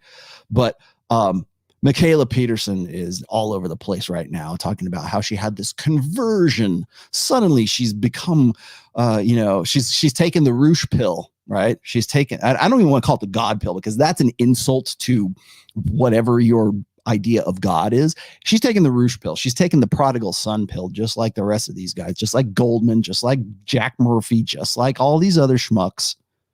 Right now it's convenient. Now, now's a good time. Now's a good time to do. She's 29 years old, right on schedule. And I'll do, you know what? I will do the video on this, but I'm not going to do it now. Right on schedule. But you get to a point where the chips are down. You get to the point where you're in a point of crisis or trauma or whatever it is, or you step back and you take a look at the bigger picture of things. And usually it comes as the result of some heavy shit just happened in your life. You got divorced, somebody died. You're 40 years old and you look back and you go, I don't have anything to show for this shit. Again, remember I said body of work? And you, especially as a man, because men, again, the burden of performance makes that, I think, even more important as a human male on planet Earth, with oxygen and gravity and all of the things that we, need to sort of define our realities. That is something that defines men's reality. We have that burden of performance, even if it's just with ourselves. What do I have to show for myself? Why is it that like men will commit suicide at, depending on whose numbers you use, between 3.5 to 5 times higher than women? Why is it that they suffer from deaths of despair, quote unquote? That's the machine. That's part of it. How are you going to deal with that? Well, I'm not amounting to anything. Let's hit the undo button. Let's do a hard reboot. And I think a lot of that has to do with the way that we look at like our accomplishments and our, again, what is going to be your body of work at the end of all of this. When guys get zeroed out, that's when they take a look at it. That's when they're at a point of crisis, when they're at a point of trauma, when they're at a point of whatever it is. Now, imagine this. Imagine you could come to the red pill. Imagine you could become red pill aware. Not because you had some traumatic experience, not because you were some nihilistic black pill, self-loathing spurg pill doomer, but you came to it because you go, you know what? Let me look at this. Let me put this into the critical, and let me put this into the computer and see if it computes. Let me see if this is something that's real. Right? Let me see if what they're saying has any kind of bearing, apart from emotional investment, apart from any, what I want to think, or apart from, inherent bias. Let's look at this. Imagine being able to do that, to actually say, you know what? Rollo's right. We should probably just step back from things and have a look every now and then, instead of waiting for the time where, the shit hits the fan. Imagine being able to do that rather than saying, oh, suddenly I've found God because, well, it seemed like the right time. Well, seemed like I better do it because I need help. Help me, Lord, help me. God of the gap, right? No, that's no way to live. Fat, drunk, and stupid is no way to live, son. I see you, Modern Life Dating John. How's Japan? Are you done with your sabbatical yet? Today is going to be a fast and loose show.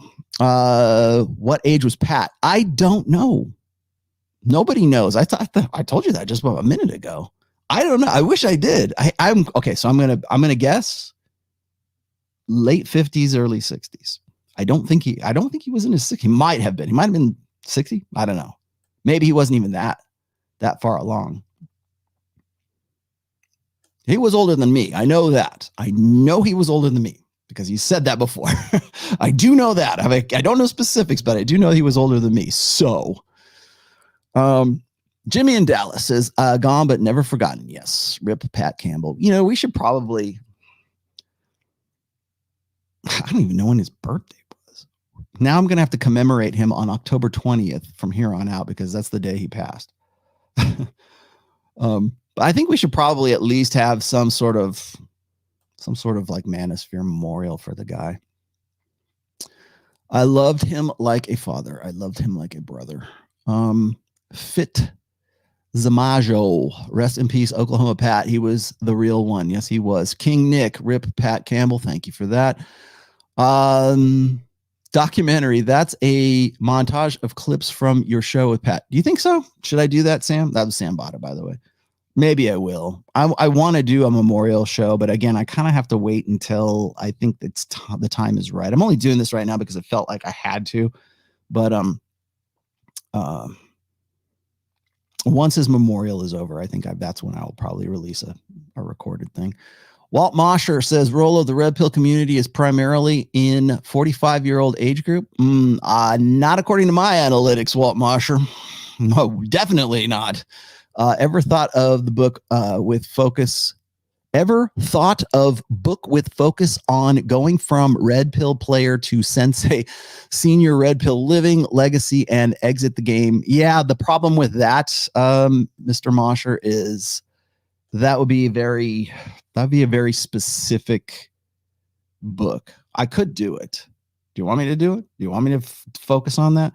My good friend Mike Peterson also specializes in that kind of stuff, like the older guys in the red pill. And you guys probably don't even know who he is. He's really more of like a fitness guy, but he's got maybe I'll bring Mike back on. He was a good dude. NPC says, I started watching your videos with Pat again this week. Good.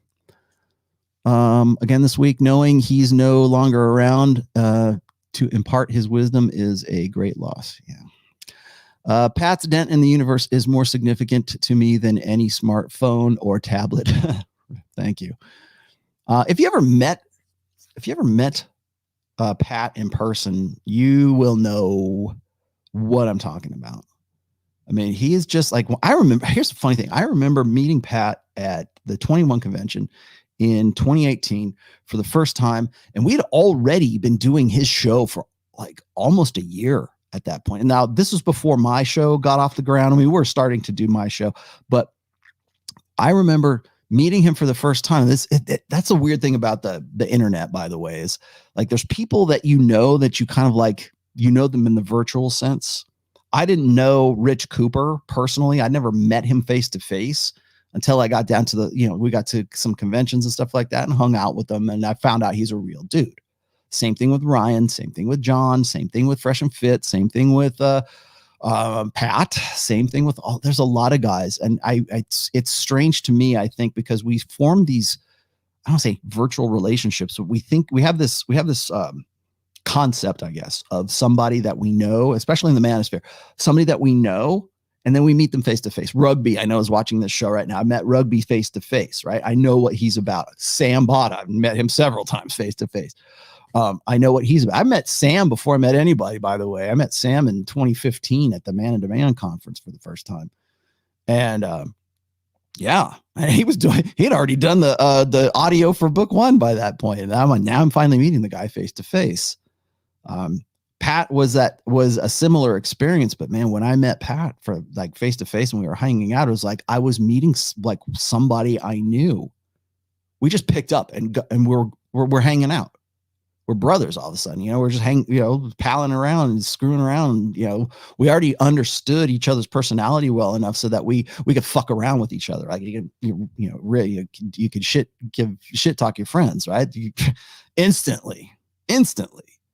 Like without, and it's strange to me because it was so natural. I mean, there's some guys that I'll meet and I'll shake their hands. I'll go, hey, how you doing? Maybe I know you, maybe I don't, but like, I just want to know how you found out about me. That's great. But it's like when you meet somebody face to face in real time that you've known for years, only in the virtual sense, or maybe you see them, in a video, or maybe you're doing Rational Mail stuff. I've met Ryan, I've met Rich, I've met John. I have not seen Troy Francis face to face. Someday I will. Myron, of course, Fresh and Fit, of course. Sam Bada. I'm trying to run down all the guys I know. Paul Benjamin. I spent a good amount of time with him at the Rebel Capitalist.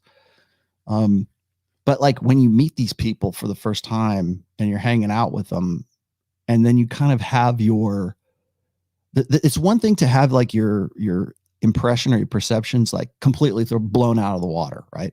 It's another thing to have that person like be somebody that is like a best friend that you've known for a long time and you're just now catching up. Oh, we're finally back together again. But you're not back together. This is the first time you've ever met this person face to face.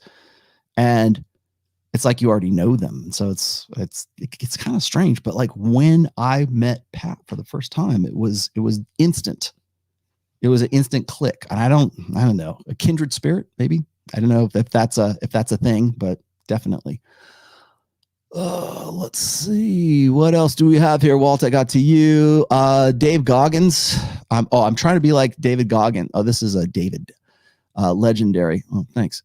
Slaybay says, Rollo, how do you want to be remembered after you pass? Just keep reading my books. That's how. You want to know how I hope I am remembered? Well, I hope people will. God, man, that's a mind fuck, by the way, is like, I do these videos all the time. I write stuff all the time. I have a social media footprint. Damn, have a big social media footprint. I'm on Instagram. I'm on other people's videos, not just my own, but I'm on various other channels. I'm pretty tight with Robert Kiyosaki right now, which is weird for me to say, but I like Robert, another mentor, another guy who's a really good dude, Robert Kiyosaki. I'll tell you what was strange for me was when I got the invite to go on the Dr. Phil show, and I turned down Dr. Phil. Just to have that come out of my mouth was like, yeah, I think I'm going to turn down Dr. Phil. What?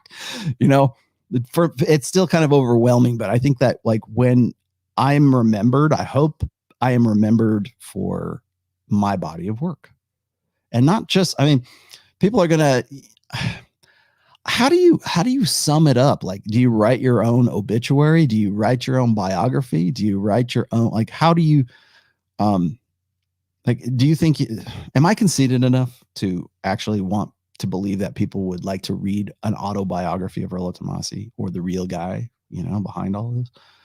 I don't know. I read the I guess it would be an autobiography of Paul Stanley from Kiss, and it was very entertaining because he's lived a very interesting life. Is he a great is he Alexander the Great? Is he like, Napoleon? Is he somebody that's like this incredible, general that's going to, change or impact the world, history? Probably not. He's a rock star. He's a good dude. I like him. I like his music. But in the bigger picture of things, he just has a very interesting life that maybe you want to read about, and maybe you can learn something about it as a result. I hope I am remembered for my books, first and foremost. In this respect, but I should also say that I would like to be remembered as being just a good dude, right? I try to help people out. Like I said, if I can help, I will help. Everybody knows that about me. I say that to my niece, lives in the room that's right outside the studio right here, because she's going to college here. She's going to the university here, and I help her out because I can. If I couldn't, I probably wouldn't, but I can. So I'm like, yeah, well, I got to pay your rent. No, just do your thing. If I can help, I will help. That's why I've always thought that. Even when I can't help, I was like, gosh, I wish I could help.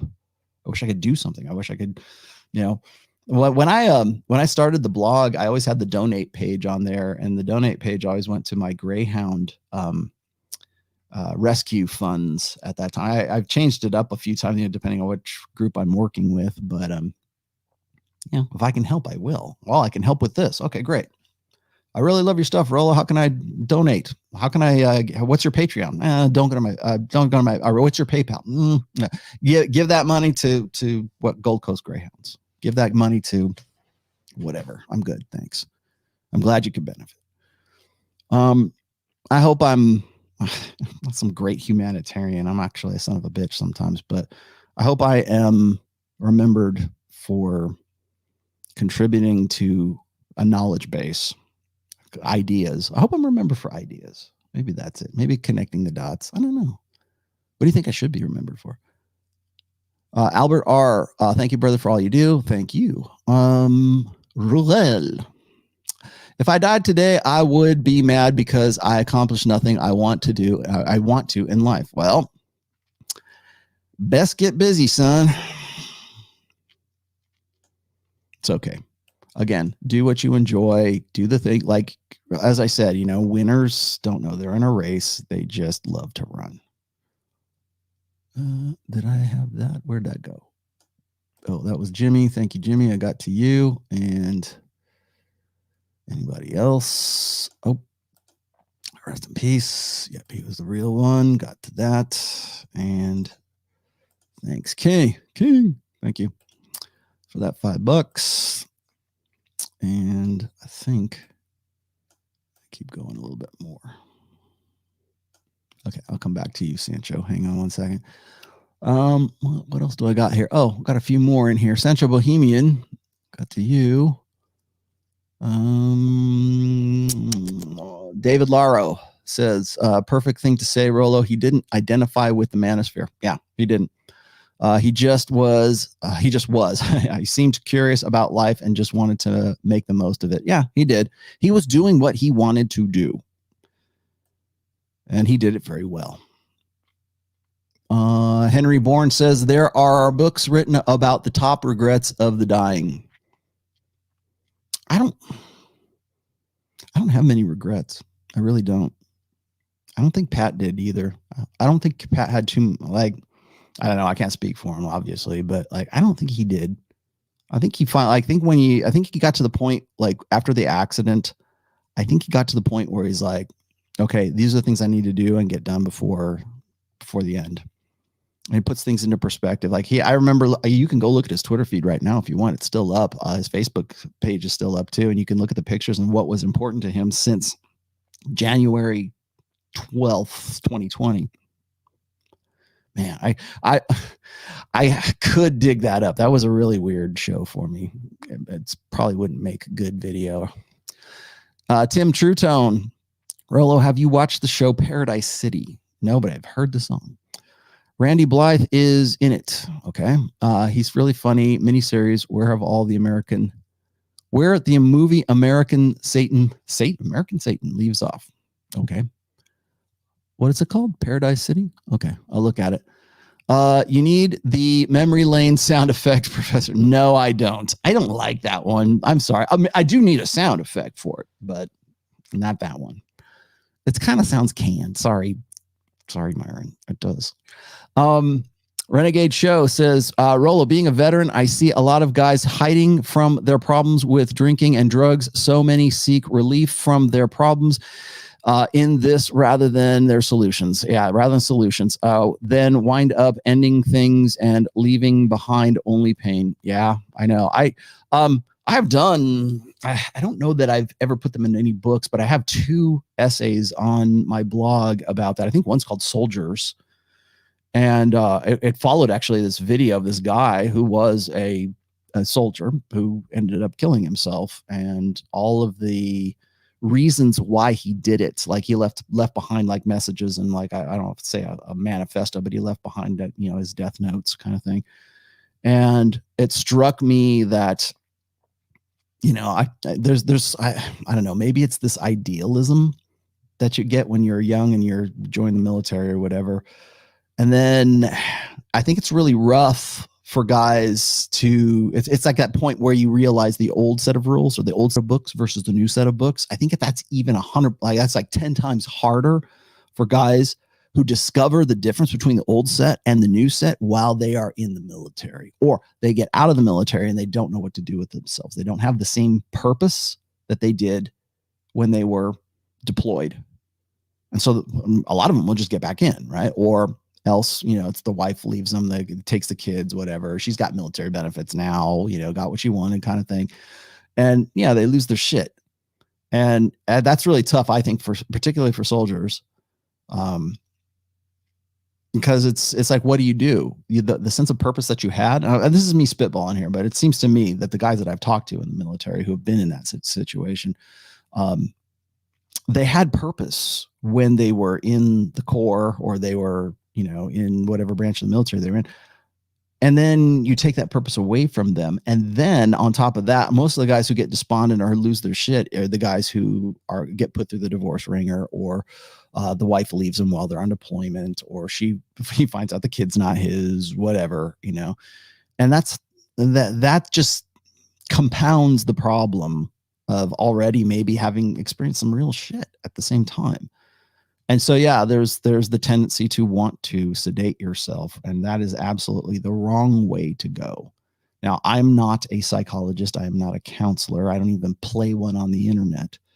But it seems to me that there are healthier ways to deal with that discontent and that lack of purpose than it is in just like, you know, sedating yourself with whatever your sedation is. And you don't have to be a soldier. Most guys will turn to sedation. If they don't think that, if their lives are not where they want them to be, they end up turning to sedation. That sedation can be porn. It can be alcohol. It can be prescription drugs. It can be too much weed, your edibles. Like, yeah, we just made it so much easier, by the way, for guys to get even more sedated.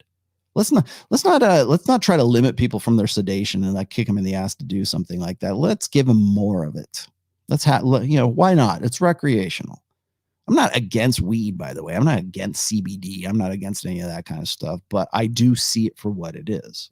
Shit, I made a good career. I still do make a good career out of selling alcohol, but I understand it. I sure as shit do now. Sure as hell do now, man. I'll tell you.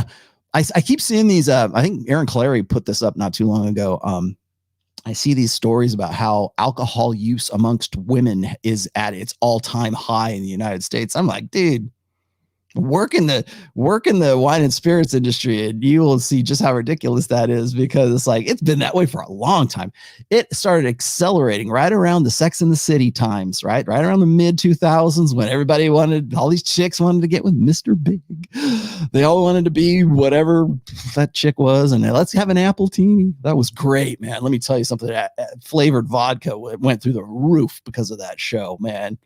Thank you, ladies. Keep drinking. Please keep drinking. But that's what it is. I know what it is. If you're not gonna listen to me, then please, I'll be happy to take my royalties. I'll be happy to take my money from you. But that's what it is. It's sedation, or it eventually can become sedation if you don't recognize it, you don't acknowledge it, and you don't have some sort of limitations for yourself. And that, I think, is the hardest thing. I should talk about that. Renegade, I got to you. Adam Ramsey says, Rollo, if you suddenly passed away, what will be your last testament to us? Die alpha. No. I don't know, man. I wish I hate to say that I'm not even thinking about it right now, because I'm too busy like getting shit done. I'm too busy like doing the things that I want to do. I don't know. That would be a really weird show, Adam. That'd be a very weird show. My last will and testament. I don't know. That's kind of like, how would you like to be remembered? I asked the guys when they were here, Sterling and Justin and Tom. I said, you know what? Who would give? And I'll just pose it to you guys. Who would give you the best eulogy? Would it be your best friend? Would it be your brother, your biological brother? Would it be your wife? Would it be a teacher? Would it be your uncle? Who could give the best account of your life? Who knows you the best? And you would say, you know what? I'm dead. I need Jim to go and do the eulogy because he knows everything about me.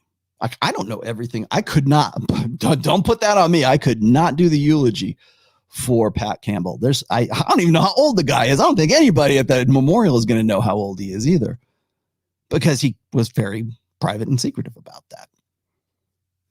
I don't know. Would his girlfriend know that? Because he had a girlfriend at the end, right? Would his kids know? Would his best? I don't know. Who's his best? Would Dr. Everett Piper know? Who would be Dr. Piper will probably actually be the one giving the eulogy.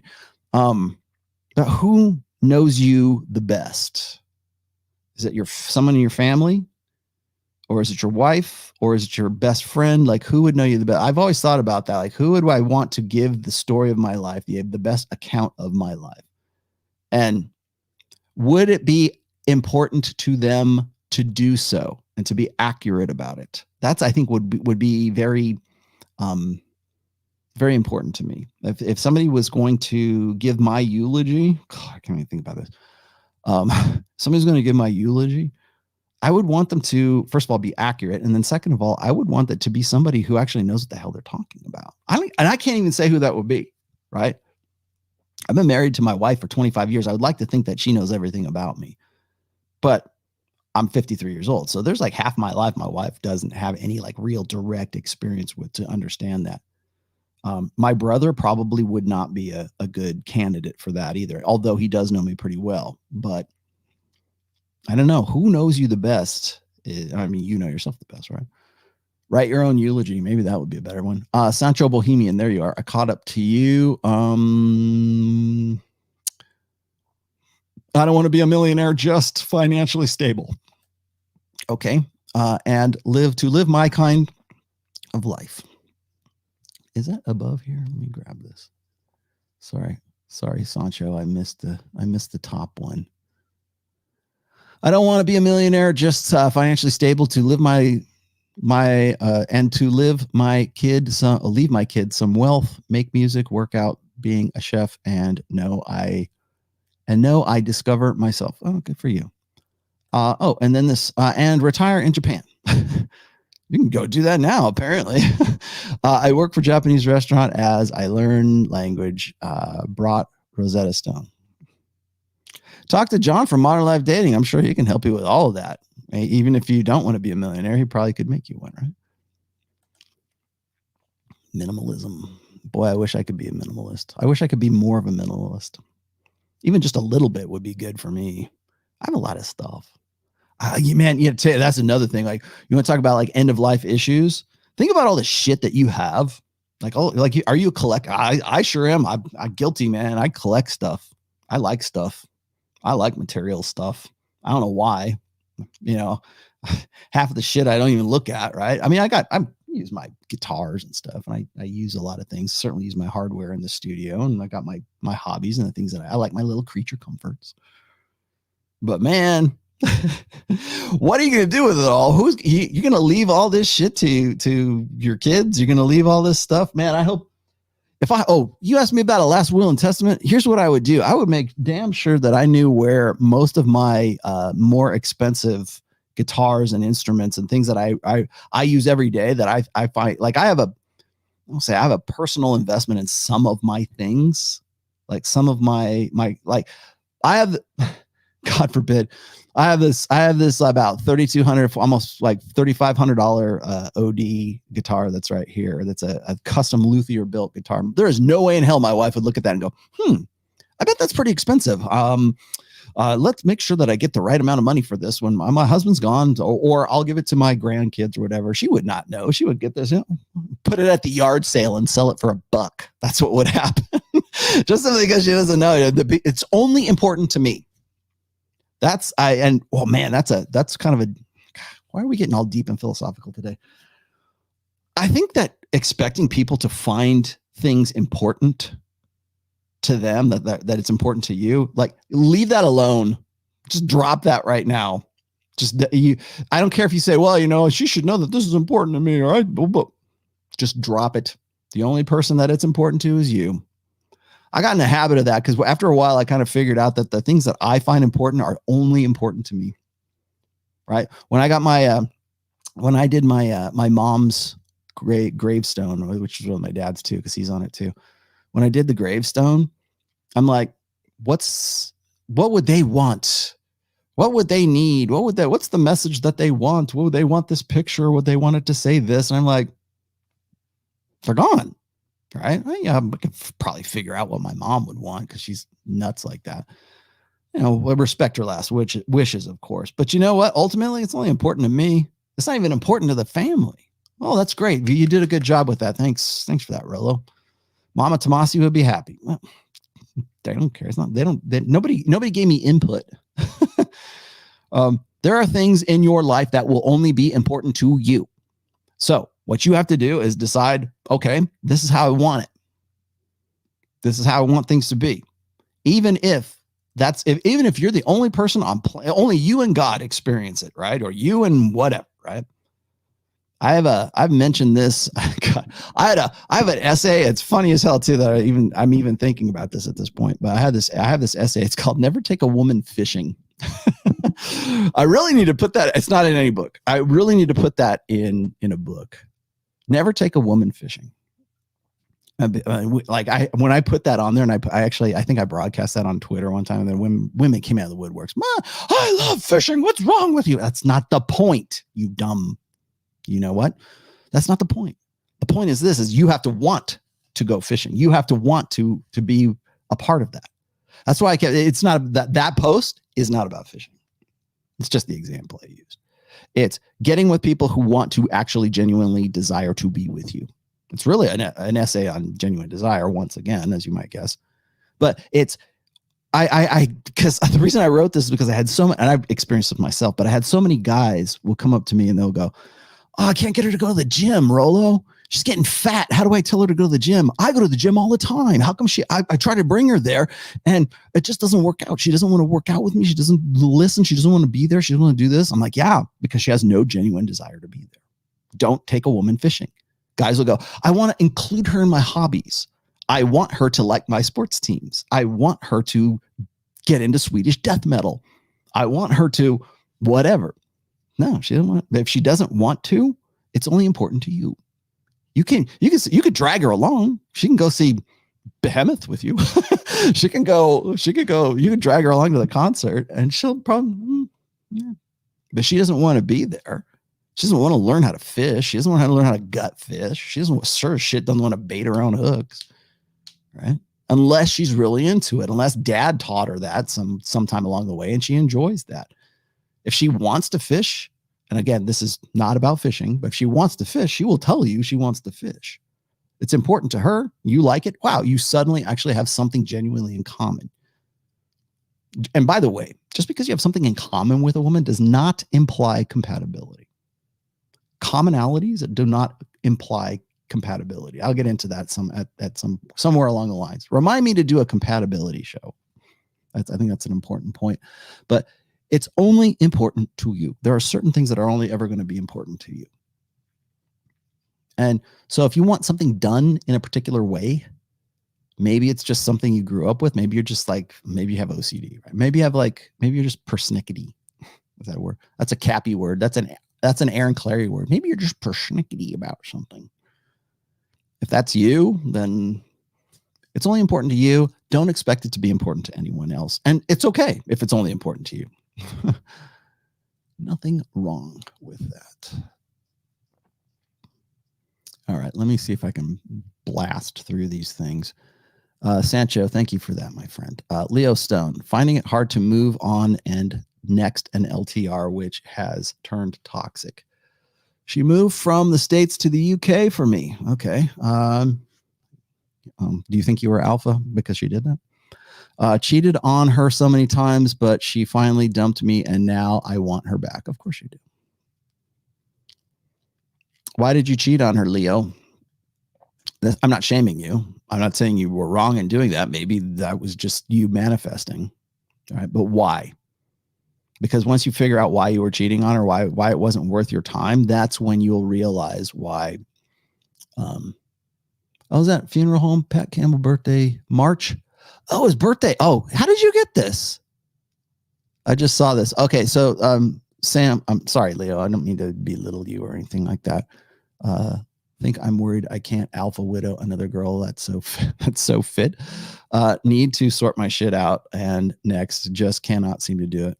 Yeah, well, again, you have to. It's the paradox of no contact. Just the best. So the best I can tell you is this. First of all, and I'm trying not to give advice in this show. This is not what today is about. But I will say this. Remember why you cheated on her. Remember why you broke up. When I wrote Iron Rule of Tomassi #7, it is never root through garbage once the garbage has been dragged to the street. Okay. And it is always time better spent developing new relationships than it is trying to repair an old one. That works whether you got dumped or you dumped her or she dumped you. So don't think that, oh, well, a girl dumped me and I really want her back. How do I get her back? That's not just what that rule's for. If you are the one who exited, there's a reason why you were doing what you were doing. Figure that out and you'll figure out how to get over her, and you'll figure out how to be better, how to feel better, how to live better. Figure that out. What was it? What was it about her and what was it about you that got you to that point? Okay, so here we go. Sam, you got to give me the link to this. Now, Sam bought it. I have him in my private chat right now. He's saying a funeral home for Pat Campbell's birthday was March 17th, 1960. So what does that make him? That puts him at 61, right? Yeah, 61. I wasn't off that far by that far. March 17th, 1960. All right. I was born in 1968, so that should tell you the difference between us. There's an 8-year difference between myself and Pat. I need that link though. Put that up. You can just email it to me or just put it in there in the chat because I want to look at that later. Dark Knight. Wow. Rest in peace, Pat.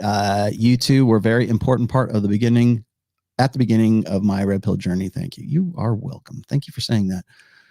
Leo Stone. Anyway, I just want to say thanks. For all you've done for men. Thank you. Your content has turned me into a man at 21. Actually, you're probably a man at 18. Just start referring to yourself as a man. Most guys won't do that. Like if they feel a little weird. I'm a man. Like they got these girls going, you're a man. Like, yeah, that's always a point of, like, even just a guy who has the balls to say, well, I'm a man now. So women will be like they will, that's always a point of like ridicule, just even referring to you. But I would say get comfortable with talking about yourself in that perspective. What else do we have here? 1960. Now I know. The joke is on you, Pat. I know how old you are, and now everyone else does too. Right when it doesn't matter. Rollo, do you like Jason Becker's guitar playing? Yes, I do. He is my favorite. Thank you very much for your work. Is Jason Becker the one that got Lou Gehrig's disease? Or is that Marty Friedman? No, it's not Marty Friedman. Jason Becker. Yeah, it was early stuff. It's fantastic. Kazuhira Miller says the video of Rollo and Pat were my first introduction to the red pill as well. I'm glad I found the core of it immediately. I'm glad you did too. I remember binge watching so many videos of you two back in those days, which are still available. If you want to remember Pat, if it's important to you, that's all there. We can go watch it right now. Paul says few minutes behind, only 750 watching, but 100,000 on past videos and many books being passed around from man to man, young man getting educated. Good. I'm glad you are. Ishmasta. Wait, do I have you in here? There's Ishmasta. There you are. Rest in power. Saint Pat. Yep. St. Patrick Campbell. We should. I wonder how we can get him nominated for sainthood. I bet we could. We could at least petition, right? Who knows the Pope? Somebody call the Pope. Isn't that how you get it done? How do you get somebody like sainted? Something funny. I used to talk to, okay, that brought up a really funny memory. Here we go. My mother converted to Catholicism later on in her life and died Catholic. And I actually have one of her rosaries hanging up there, rosary beads. And my mom was very, like, I don't know how, maybe it's because she was getting towards the end of her life, but she was, I won't say she was superstitious, but she started like getting sort of like the Catholic kind of like, I got to have a pin. I got to have a rosary. I got to have this. I need a Father so-and-so to come and give me benediction. I need whatever. Right. And I was like, it was at the time I was writing religion and I was trying to understand Catholicism at the same time. So I'm trying to like figure out why my mom was not the person to talk to about like, Catholicism whatsoever. But I did talk to Pat quite a bit and I got a lot. He actually was very influential in that section of the book. And so I was always asked, I was like trying to bounce things off of him that my mom would say, because she was a very, I don't know, you'd probably call her an immature Christian, but or immature Catholic anyway. She was very much a mature Christian, but she just didn't. I think she just liked the ritual side of things, and she really just liked the people. And then she got confirmed. She was a confirmed Catholic. But I didn't understand a lot of it because I'm not Catholic and I don't have a Catholic background. So whenever I had questions, I would go to Pat and I would say, my mom's saying this. What do you think? And he'd be like, what the fuck are you talking about? And we had some of the best laughs over that stuff. That was funny. And let's see. Okay, that's Ishmael. And we get to Sam Whiskey now. Pat's kind of father every boy needs, but never gets. Yes, he was. Let's see. Infamous Rifle. I have to read yours. After you finish your book on game, one thing at a time. Yes. And he says, right. Yeah, you gotta meet people in person and shake their hands. Yes, you do. You have to look them in the eye. See how they talk. See how they are when they meet you. Hotep. Did you guys like that? Anybody listen to my I think it was Tuesday of this week or last week. I guess Twitter has this new thing called Spaces, something like that. It's kind of like Clubhouse used to be anyways. It's basically audio chat. It's an audio, really it's a conference call. It's really what it is. I was on for almost 3 hours on Hotep's Twitter. I don't know if you can. You probably made a mint off of it if you can monetize it, but I don't think you can monetize it yet. Maybe you can. But I was a really good talk. If you haven't heard that, go look at Hotep Jesus on Twitter and look at, I think you have archives of it. You can probably get to. It was interesting. Phil Foster showed up on that too, which was unexpected, but I enjoyed it nonetheless. Let's see. F-bombs. I'm throwing F-bombs. Am I throwing F-bombs? I pepper in my swearing. Thank you very much. Swearing, by the way, is like, here's my perspective on swearing. But first of all, scientifically speaking, research-wise, people who use colorful language tend to be more honest than people who do not. This is a proven psychological fact. They've done research on it. I've read it. If you'd like me to post those links, I'll give them to you. That's number one. Number two is this. I've always looked at swearing and profanity in my writing as spice in the soup. Now, if you put nothing but spices in the soup, then it sucks. It's too hot. It's just, who could eat this? But you need a little bit. Otherwise, the soup's too bland. So you just got to put a little bit of spice in there, right? That's my concept when it comes to profanity. You need just a few. If all one thing is, if somebody's like, F this and on every third word is F in this or whatever, then you get an impression of what that person's about. But people who don't swear, I'm a little, come on, man. Like Zuby never swears. I tried to get him to swear too. And it's like, go watch the video of me and Zuby on the show with Fresh and Fit when we were doing it. Was like us and like a bunch of girls. Like it was an after hours show. He never swears. He never once will use profanity. And I asked him about it. Actually, I think Fresh and Myron asked him about it, and he says, "I just don't use it. I just don't." Okay, I get it. Anyway, he says it's not a religious thing. It's just I just don't. No spice. I love you, Zuby, but it's okay. Really, get pissed off. You know what's funny is if Zuby swore, you'd be like, oh man, Zuby's pissed. You shall be remembered as someone, anime. You shall be, Amin says, not anime. You shall be remembered as someone who had positive impact on many lives. My sincere condolences for your loss. Atem here, if you remember. I do. Man, 1960. Finally, at the end, it's important to me to know how old he actually was. Now I can actually put a date to it. I'm going to tell my wife too, because she didn't know either. Plumber says, absolutely do an autobiography of me. That book would sell. Would it? Bailey says, you will be remembered for saving men in 2021. Well, thank you. Do an autobiography. Should Rollo Tomassi do an autobiography? Should I use my real name or should I just go by Rollo? I'll consider that when I get a little bit older. I don't think I've done quite enough yet. My life is still interesting. I'm still writing the story. I've always liked you because, this is Marlon. I've always liked you because of the original reasons you started all of this. I wish they were better, but yeah. Bailey says you will be remembered for saving men in 2021. Thank you. Moaxa says, I'd love to see you on Dr. Phil just to see how they vilify you. Well, not me. That's why I bailed out of that clusterfuck. That's why. Oh, sorry. There's another spice for you.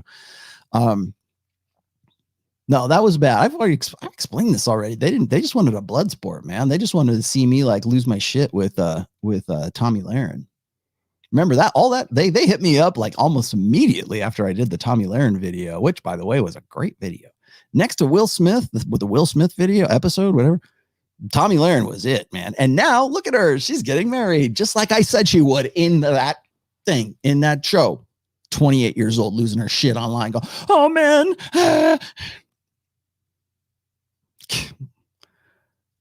Michaela Peterson. I found God at 29. Oh, at 29?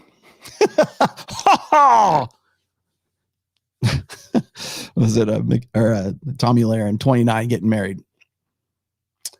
Yep. After the Bible, second best book is The Rational Male. Thank you, Victor. And I'm glad you said that. I'm glad it's important to you. Missed the Dr. Phil one. Maybe Rollo should invite Dr. Phil on The Rational Male. Yeah, maybe I should offer him the same amount of money he offered me. 0. I'll even fly you up here, Dr. Phil. I'll put you right here on the opposite side of the desk. We'll do it live in studio. In fact, you know what, Dr. Phil? I'll go one further. I'll put you up at, I know, Silver Legacy. I'll put you up at the pepper mill here. There's your invite. Come on, Phil. Come on out here. Maybe once he's retired, maybe once he's done with the show, there you go. Hey, Dr. Phil. Okay, let's cut the bullshit. What are you really about? Steve Harvey. Yeah. Hey, Steve Harvey, come on here. Oh, God, there's no one worse than Steve Harvey. And Amin, I got to you. Rollo, establish the roots of the red pill ideas in a way no one else has done. All will bloom from his work. Thank you. I don't see my work as putting people into bloom, but Rudy says, hi, Rollo. Speaking about the red pill and Memento Mori topic, you did already looked up the French novel, whatever, from Hollebeck from 1994. Thank you. Well, good. That essay is on therationalmail.com. There's also one that's on there. I have one that's called Memento Mori. I've got another one called End of Life Issues, End of Life Issues.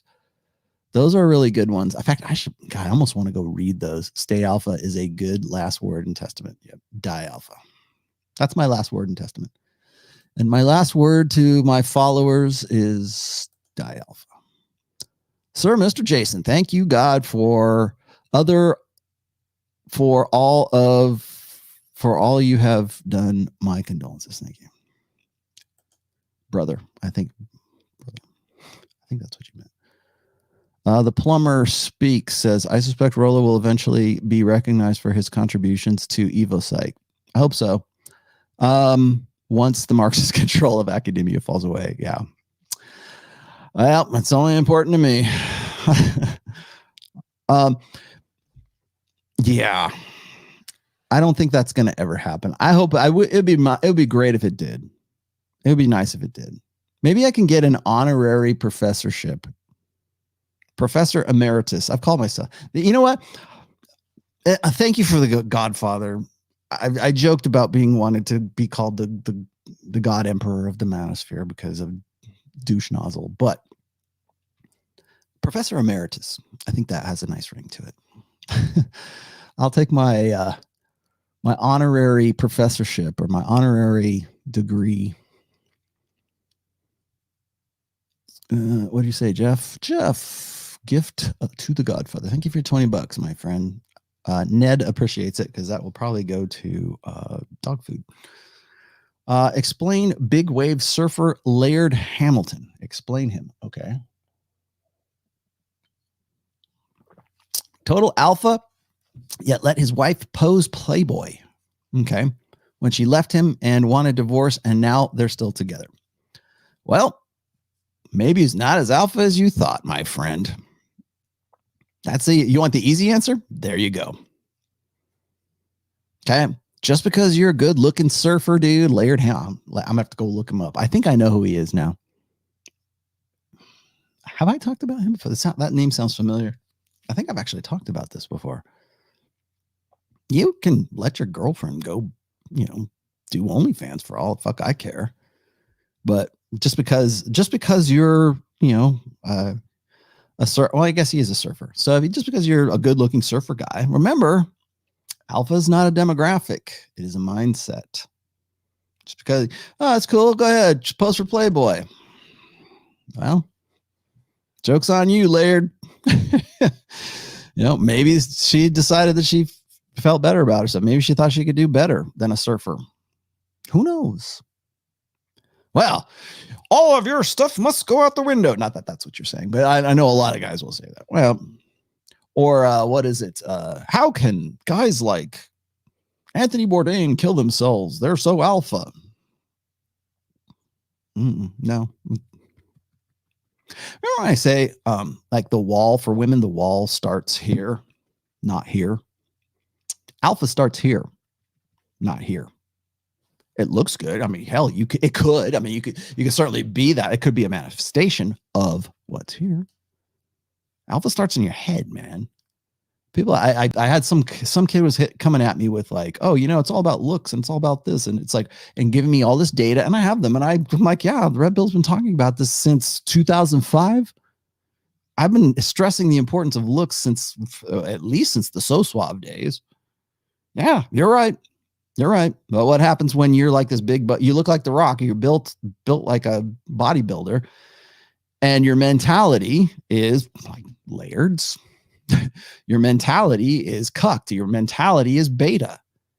When that incongruency exists between what women expect from a guy that looks like you and you disprove that, well, you're in a world of hurt. Yeah. There has to be congruency. Usually there is, or what's what we expect. You see a big dude and he's all ripped and yoked and everything else. When a guy looks like Jocko Willink, you're expecting, if you just turn the sound off, a Jocko video, and you, hey, what do you think this guy talks like? What do you think his voice sounds like? What do you think he's like? You don't like no topic, like completely, zero context. What do you think this guy's about? I guarantee you, your impression of that dude, if you've never seen, or a guy that looks like Jocko, your impression is going to be based on what you think a guy that looks like that is going to sound like and talk about and be all about. If he sounds like a 6-year-old little girl, you go, oh my God, what the hell's wrong with this guy? Right. Or like when women see a guy who is like really like a Giga Chad, right? And then come to find out that he's homosexual. Well, that's a letdown. That's harsh. Because here's this guy. It's like, oh, what a waste of good material for, women, whatever. A waste of good genetics because he's homosexual. So for women, right? So that's because there's an incongruency between what they expect from a guy that looks like that and what they would like him to be, right? Or what he actually is. That's incongruency. And that's probably what was going on with Laird. Laird. Who names their kid Laird? Is that an Irish name? I think it's an Irish name. It's like Lars. It's like Lars or Gunnar. Ulrich. Lars Ulrich. That's actually the first name too, by the way. Colonel Sanders. The Colonel Sanders. Hello, Rollo. Thank you for being the godfather and distributing much needed wisdom. Pat's words helped me get through Red Pill Rage and simplified the more difficult concepts. I think one of the best things about Pat was is that he had a way of distilling, like I can get verbose. I get it. Thank you. Sue me. But he had a way of distilling down red pill concepts without dumbing them down. Does that make sense? Like a lot of guys today, and I was just reading this on a Twitter post not too long ago, is a lot of guys will come into the sphere and they'll pick up my material or pick up my book, in some cases, literally reading my book. But what they do is they dumb it down. Like they dumb it down to the lowest common denominator, and they use simple buzzwords, and they use what they think I meant. You know, all this shuck and jive is really what it is. And what they're doing is they're going, well, I'm going to create a successful YouTube brand. And all I got to do is just sort of, cut and paste all this stuff from the Rational Mail and feed it back to these guys and dumb it down to the point where a fourth grader can understand it. And then you make a lot of money. And you know what? It works, because all they do is just distill things down to the stupidest, lowest common denominator, throw in some cheese whiz, mix it around and turn it into nachos, and then feed it to the kids. And then you know what they do? Those kids get all pissed off and pissy, and then they don't go back to that guy. They come to me. Rollo, did you say women couldn't really love you? No. Who told you that? This guy over here who made me the Cheese Whiz Red Pill. Oh, okay. Well, that explains it. Now I got to freaking sort you out too. Yeah. But a guy like Pat could distill it down without dumbing it down. He could break it down into like, is there a, what is it? Is there a minimalism? It's red pill minimalism, where you don't discount the salient parts of it, but you can still make it, bring it down to its building blocks. And that's what he did. And he did that naturally, I should say. And I think, again, it came naturally to him just because that's who he was and how he was raised. And he's from a different generation, man. Technically, 1960? So ergo, he was a boomer. Right now, was he he was only 8 years old in the Summer of Love, but so I mean, statistically, speaking, Pat was a boomer, but I think that he was old school. Like his dad was definitely old school. And remember, he came from a very big family. I want to say it was like 8 children were in his family. What else do we have here? Let's see. I'm going to end early today, guys. If you want to get a question in, I'll be happy to give it to you. I don't know, man. I just been kind of out of it with this whole thing. It's like, I don't know how to process this. I'm in a really weird place with all of this. Lee VM. Sam Hyde's comedy impact saved my life. Similar. Some people say Patrice O'Neill, and okay, I get it. Here, I'll say his name. Patrice O'Neill. Yes, he was. Patrice was what I would refer to as proto red pill. Tom Likas, proto red pill.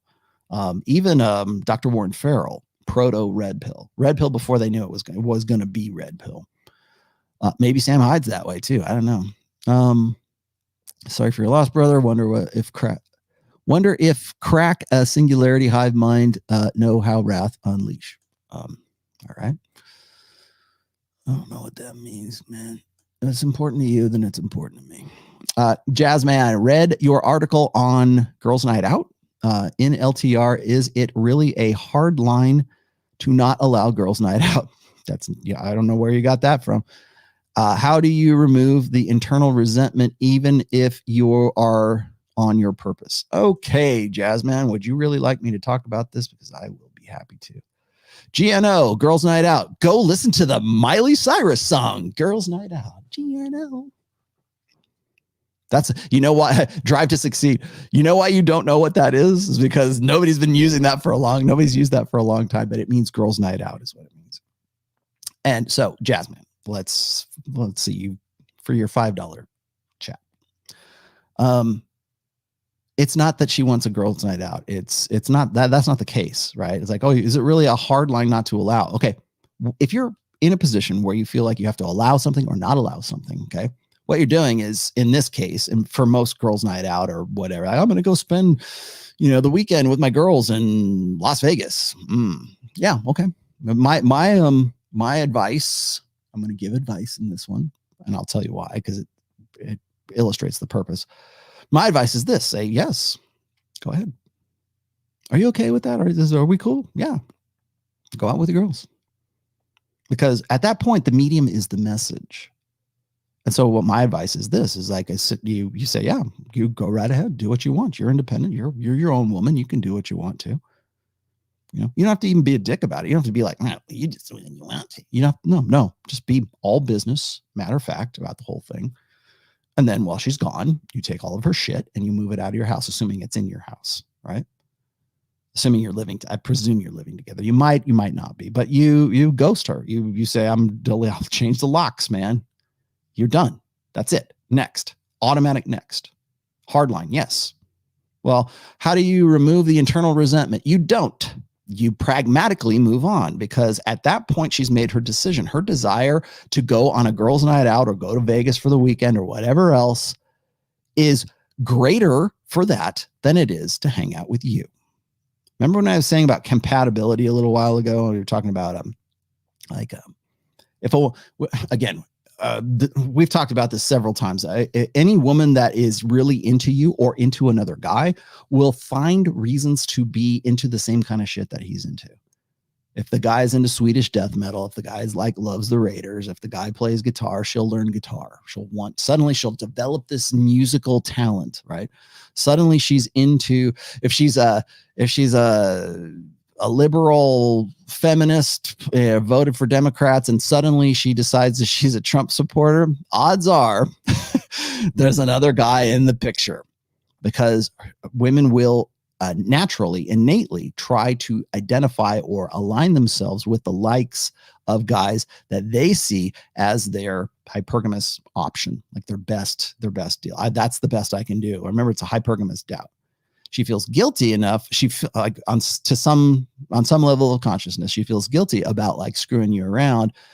So she asks permission.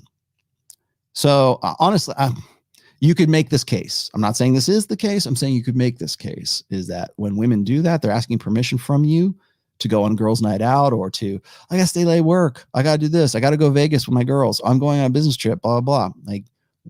Are you cool with that? When she's asking you those permissions, what she's doing, she's looking for plausible deniability, or she's looking for, and I mean that in the sense, once she breaks up with you, well, you said I could go.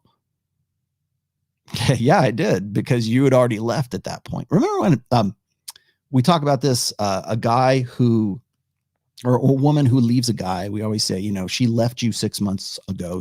Leaving you is just a formality. So when a woman breaks up with a guy, she's probably been planning it for 6 or 8 months prior to that. She doesn't just go, oh, I'm out. Fuck it. Very rarely.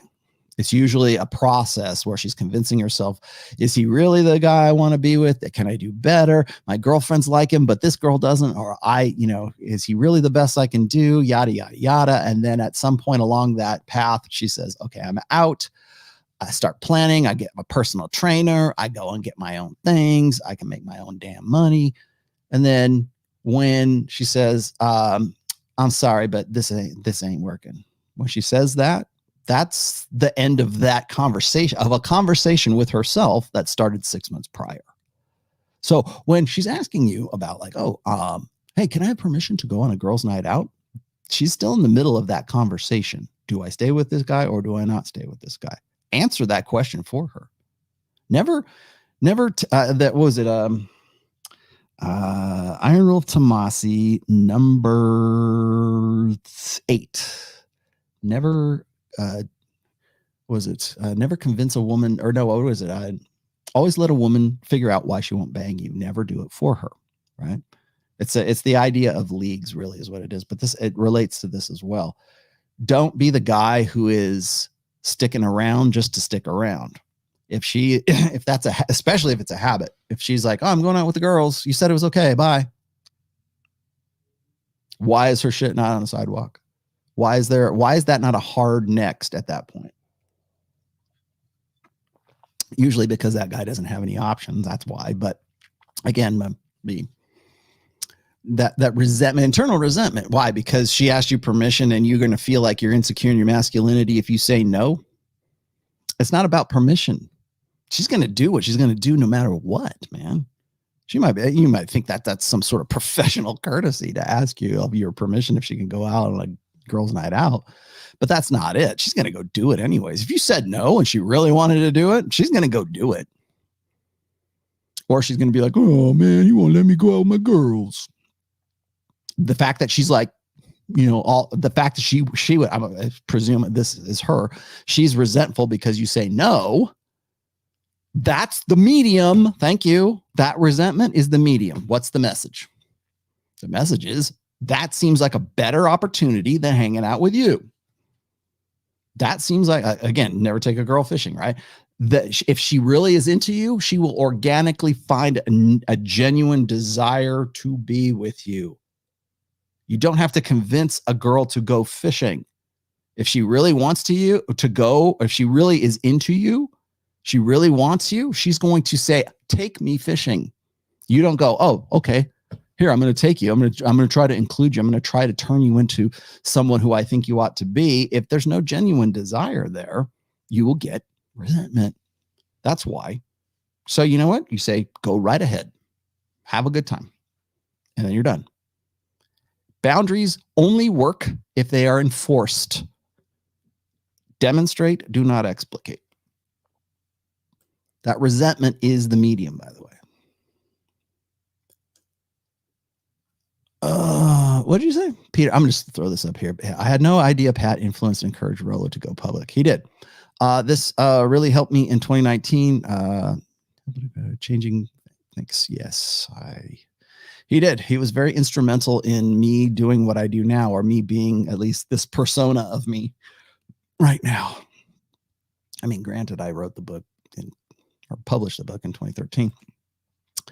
Greg, Pat reined you in. Did he? Do you think so? Helped you focus for FCC radio. He did, actually. You know what? I know. Did you retract that? Pat reined you in. He did. Helped you focus for FCC radio. The first time I heard you on Pat's show, it blew my mind. That blew my mind too. He did, because he taught me things like, okay, so Greg, let's get back to talking about Pat. You probably, if you were a longtime listener of mine, or you are tuning into this right now and you have been part of the sort of Rational Male family for a while, and you listen to me in Tulsa, Oklahoma on those morning shows, there was one in particular that I keep coming back to. And I think everybody will, because you always go back to the bad memories. Like I had to have done at least, I was there on Fridays for a full year. So, and for about 2 years. So there's probably about 104 episodes of me on the terrestrial radio show, his show, for an hour. Now, I did a lot of topics in that time. The ones that stand out to me the most are where there was conflict. Okay. There was one time, and I ended up getting into it with other guys in the manosphere as a result of this. But I mentioned on that show to Carly, his producer, I said, sex is the glue that holds relationships together. Oh my Lord in heaven. The wailing and gnashing of teeth that came after that statement. What? I can't. And then I explained it in nuts and bolts fashion. And it's like the discussion to end all discussions. Right. And of course, the more tradcon guys in the manosphere at that time, the same guys I should mention, who put knives in my back right around June of 2019, lost their shit because their wives and girlfriends agreed with Carly. Oh, it's got to be more. It's got to be more about, something else. I'm just like, yeah, it can be. But you remove sex from the equation between a man and a woman, then you have roommates, or you have a mom, or you have, something that is not husband and wife, for sure. If you want to contextualize it that way, there's a difference. I love my mom. I love my daughter. I love my niece. I love I love Livy. She's the singer in the band. I love them, but I only sleep with my wife.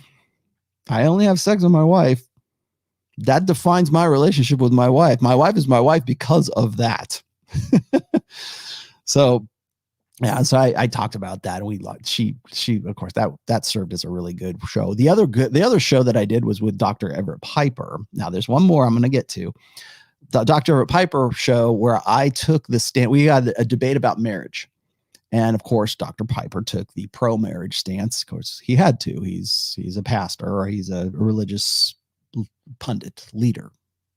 I don't think he's a pastor. Anyways, he was the provost or principal of Wesleyan College, so clearly he's going to take that side. And then, of course, I got to take the evil side and say, well, here's the stats, and here's why you want to know why guys don't want to get married and why guys don't think this is worthwhile. Here's the stats. Here's the numbers. What are you going to do with these? And we had a back and forth, and I actually featured that in the marriage section of book 4, The Rational Male Religion. Go ahead and read that because I break it down in there pretty well. That was very memorable. And then the other one that is the most memorable, and I'm sure you probably remember this, is we had some feminist call in and would not shut up. And like literally anytime I tried to get a word in edgewise, she would talk over me. It was, what about, oh, wait, here it is. This is it. Tell that bitch to be cool. Say, bitch, that's what it sounded like. Say, bitch, be cool. Tell that fucking bitch to chill. And that's exactly what I did. Tell that fucking bitch to chill. That's exactly what I did on that show. And I will never forget that because it probably got the most reaction of any show I was ever on, because I'm usually, as you know, even when I get a little heated on my rants on this show, I'm still, it's not an emotional thing. It's I want to emphasize thing. There's a difference between being emotional and, hysterical. And then there's another where you're get the fucking point, right? Like that. They'll say, well, he's unhinged. No, I'm making a point, right? Well, this wasn't one of those times. and I was on there and thank God it was only on Tulsa local radio at that time, because she did it. She brought it out of me. And I'm usually the most patient, most methodical person you would ever meet. And I was trying to make a point, and I realized that if I don't make this point now, I'm just going to get talked over. And I was pissed. I was pissed off because it's like people need, again, it's me like saying people need this. It's like they need to hear this. They need this message. They need to understand what my point is and why you're wrong and why I'm giving you, here's the data, right? But I couldn't get to that. It was like, but let me talk. I was trying to be like as concise as I could. But what about, this research and this stuff? What didn't, in one ear, out the other, man. It had no effect on anything. And she was just the whole time. And I raised my voice. And I did have an emotional reaction at that point. Sorry, not sorry. I mean, yeah, you got me. And as soon I learned lessons learned from Pat Campbell, that was one of them. I got raised up to an emotional level. And remember, this is like 6 a.m, my time anyways. And I'm raising my voice. I lost my shit. And I was like, I didn't swear, but I did have an emotional reaction in that I was just like, because I felt like I had to, because that's the only language that this dumb bitch could understand. Okay. So I lose. Once you get to that point, you lose. Remember I tell you, there's a point of diminishing returns. Like I know I'm on Myron's, and usually it's when a woman says, "Oh, who hurt you?" Right? No, all right, I'm out. I know it. I can do that now. I can go, "Hey, I'm out." I can disinvest myself from the conversation now as a result of that experience. Thank you. What did Pat leave me? He left me that. That was an education after that show, because right after, and I was like dumbfounded. I was like, why is Pat not like, shutting this bitch? I tell that bitch to be cool. Like, why is that not him?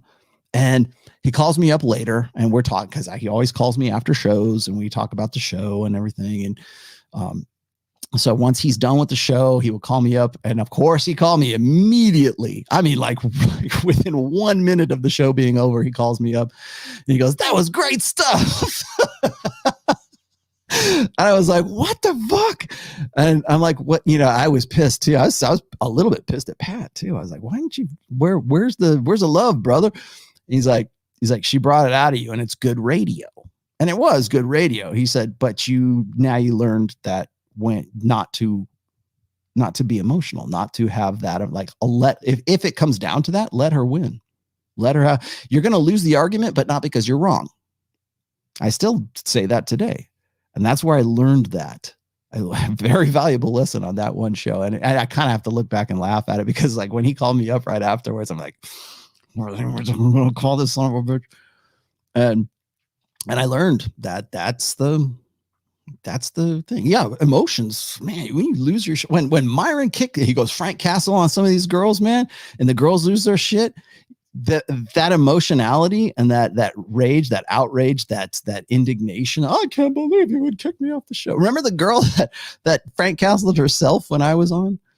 Like, that's like gold, man. Are you kidding? That's impressions right there.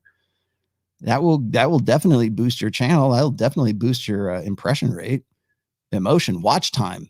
You want to know why those clips go big? That's why indignation sells, man.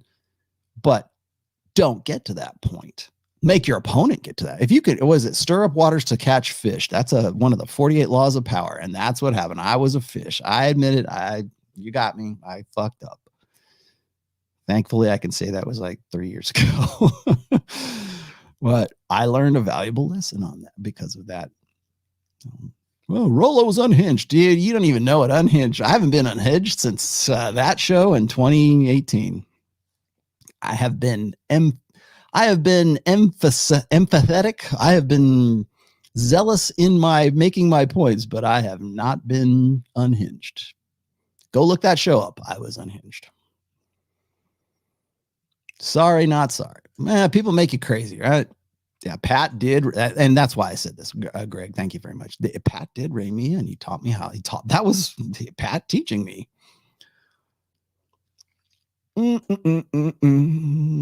Oh boy, who's here? Jazzman, thank you for that. Got to you, Zomboy. I hope Rollo gets the recognition he deserves one day. I'll tell you how I feel about that. His work is extremely underrated, but I'm not getting my hopes up given the social order we're currently living. It's not about the social order. It's not even so much like what recognition, like what should I be recognized for? First of all, that's the real question.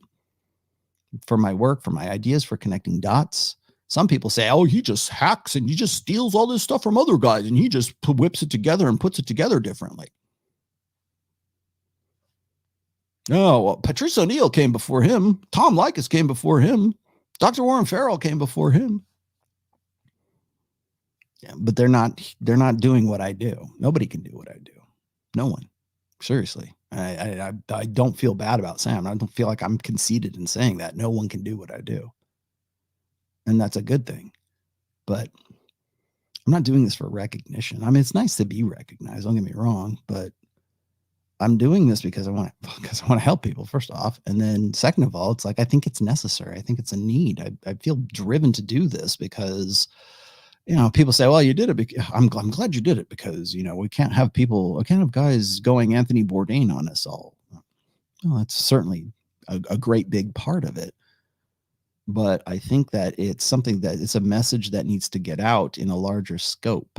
So what does that look like? What does recognition look like? I could have been more recognized on Dr. Phil, but that was the wrong venue. I'm not going to throw away 20 years of my writing and everything else just so I can be remembered for this. Tell that bitch to be cool. With Tommy Lahren. I'm not going to, that's not me. And the other thing is, I'm never going to be in the cool kids club. And neither are you, for that matter. If you're watching this show, you're never going to be in the cool kids club. I learned that the hard way in wine and spirits is when I was working for my importer exporter, actually several of them, but like my main one that I was working for, there were guys in that group that they would hang out with you and I could go play golf with them. And I was instrumental in their success because I was the idea guy for probably, if not all of their brands, certainly the majority of their brands. But you're never going to be taken seriously as a peer in that group because you're just not. It's that unless you have done something that makes you sort of gets you into the cool kids club. The same thing applies certainly to social media and certainly to like celebrity today. People always say, well, Rollo, how come you're not on Joe Rogan? Because I'm not in the cool kids club. I'm never going to be in that cool kids club because I'll go on there and fuck up the program. Well, why didn't you go on, or how come you're not on Tucker Carlson when he was doing his, series on, this is another thing that Pat was involved in. How come you're not on Tucker Carlson's show when he's talking about the state of men or whatever? I'm like, because I'm not in the cool kids club. And if I went on Tucker Carlson, they wouldn't be able to control the data that I would put out. Like they could probably edit it, whatever, but they would not be able to control me connecting dots that they don't want to connect on their show, because in doing so, they lose market share as a result of that. But more so, I don't have the cool kids reference. I'm not in that league, I guess, I'm not in the majors. And I probably never will be. And I hope I don't, to be honest with you. I remember when people said, oh, well, Fresh and Fit got on Tim Pool. I'm like, well, great. Because now Tim Pool is finally going to have to deal with the Rational Male by proxy. I mean, thank you, Myron. Myron did an admirable job. And every time he goes on, like, say, Mike Rashid or No Jumper or something like that, he's paraphrasing stuff from my book. And I'm cool with that. People say, oh, he's your protege. He's not really my protege, but he understands the book. And that's why I still work with Myron. Oh, those guys are shysters, blah, blah, blah. Okay, well, but every time he goes anywhere else and every single show, if he's not directly mentioning my book, or if he's not directly talking about something that is from my book, he's referencing it or he's paraphrasing it. He is always on message, always on red pill, objective, praxeology, always.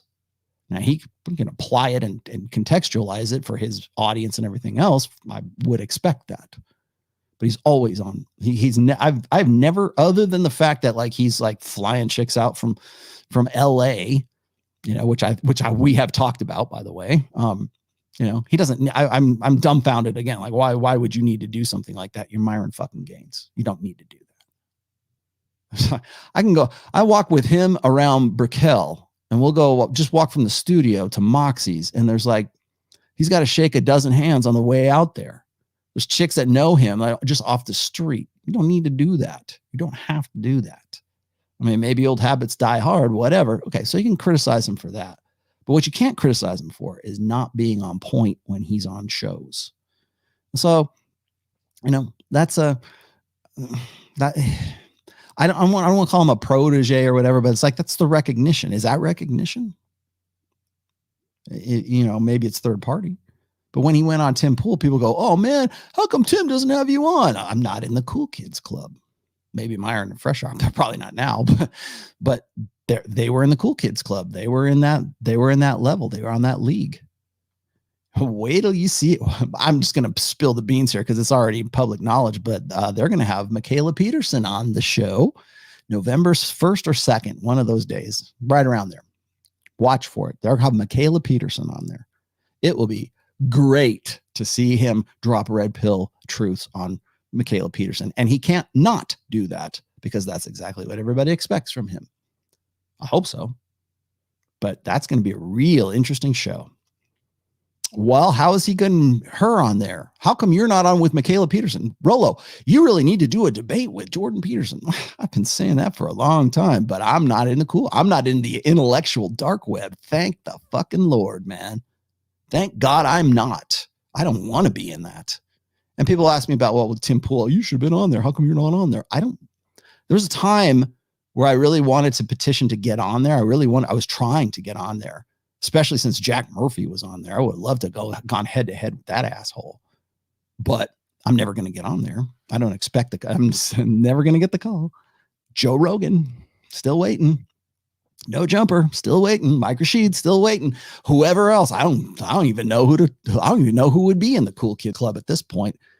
I want my own recognition here on this show. That's where it is. I want if you want to talk, oh, you want recognition. Great. I want recognition for being right here or on the mountaintop in Tahoe or whatever. That's what I want recognition for. I want to make my own recognition. I want my own cool kids club, and you all are welcome to join. Thank you very much. You're all guess what? You have an honorary membership just for showing up. Greg McCoy, I got to you. I remember that radio show. Yeah. Yes, I do too. Pat was so good, man. He was so in control too. Because I know what he was thinking during that show. He's like, oh man, Rollo's losing his shit. I better tell him something. And that's why he called me like immediately after that. And then I've got Torsha. Hi, Torsha. Hi, Torsha. Torsha's my latest groupie. No, not latest. Torsha, I think of you as I'm a magician and you're the assistant. You're my gorgeous assistant. Torsha. Oh, he must be simping. No, trust me. Go watch her show. Go watch her channel. You will enjoy her boobs. You will enjoy lots of things about her. She is with you or she is in your way, period. Do you perspective is different. Yeah. Okay. Thank you. Greg McCoy, Dr. McCoy, Dr. Bones. Where's Bones? Oh, there you are. Oh, I got that. That was you. And I got, that's you. And sometimes Sammy posts or he gives me the super chats out of order and I can't get to the ones I wanted to. Pat reined you in. Yes. Oh, and then Safe Tax says Pat Campbell was an unbelievable talent. He encouraged and influenced many. He did. And not just in my sphere. I don't think a lot of people really realize this, but he had a lot. He had his own following too. Mostly older guys. I'm glad, because we really needed that. We needed that demographic shift, particularly at that time. He was the right guy at the right time. I should say that. Perfect timing. I think had he developed it a little bit more, he probably could have had his own brand online there. Oh, and then last but not least, let me get to the last part of this is so I told you about what happened. I told you about his brain cancer. I told you about the circumstances behind all of that. I told you about his end of life stuff. I told you how we kind of developed our friendship and how we got things together. What I haven't said is that there was times when he was sort of professionally challenged, and there was I can think of 2 times for that, and I love how he handled these things. Pat had my back the whole time when I was going through the bullshit with Anthony and all that. What is it? The Ides of March or the Ides of June, right? When everybody decided to put knives in my back, he was one of the guys who had my back. Ryan, Rich, Troy, certainly John. There's a few, and so people were either like putting knives in my back, or they pretended that they could be neutral or impartial. And one valuable lesson I learned about that whole experience is that there's no impartiality in the manosphere. I shouldn't even say the manosphere. There's no impartiality in the brand of me. In the hustle economy, there ain't no Sweden. There's no neutral countries. As much as you would like to. Just the fact that you're not saying something already sides you with something. That's a lesson, I think, when the next clusterfuck happens. Keep that in mind, brand of me, guys. Keep that in mind. There is no impartiality. We saw exactly that with Fresh and Fit and Abba and Preach. There's no impartiality. Even if you think you're not picking a side, people will say you picked a side. And that's all that matters. Perception is all that matters online. That was one. The other thing is Pat went through a change of the guard, right? When Pat was in Oklahoma and the original radio station that he was syndicated from, there was times where he wasn't Rush Limbaugh, right? He wasn't a guy who was, he wasn't, not Joe Rogan, Jim Rome. He wasn't like that. And if you know who Jim Rome is, right? He's a sports commentator. He wasn't that level, but he had his own show and people, he was syndicated in lots of different markets, but primarily his hometown is Tulsa, and it was local. And then the radio station got bought out and things began to change at that point. And I could sort of tell things were not well with Pat when this was happening, because the guard had changed, and the previous management who was cool with Rollo Tomassi coming on and talking about those topics was no longer cool. And he could defend me by the numbers. He could defend me saying this is the most popular show that's on, or this is a popular segment, right? And then little by little, it's like, well, okay, he can be on, but we can only give him, 30 minutes. And I always thought it was great because I would get up earlier and I would listen to Dr. Piper just so I had some frame of reference. I would actually get up earlier in order to listen to Dr. Piper. And then I could sort of see the shift happening right there. And that was something he kind of had to deal with.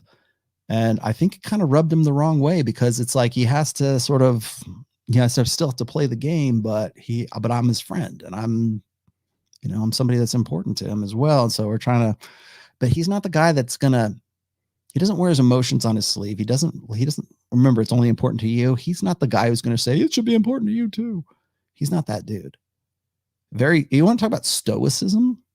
Pat Campbell was a stoic without even being or without trying to be a stoic. Pat Campbell was hard as a rock, man. I mean, the guy he wasn't like unemotional, but he was always in control and in a calculated way, in a way that's I would say it's natural to him, but he was always in control. He was always respectable. He was always respected.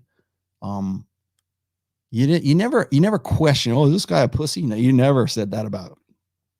He was like the dad you probably wish you had. He was a kick in the ass. He would kick you in the ass not because he's like, oh, you're my son. It's because that's what is the most pragmatic course of action here is you need a kick in the ass. And I needed a kick in the ass, especially back then.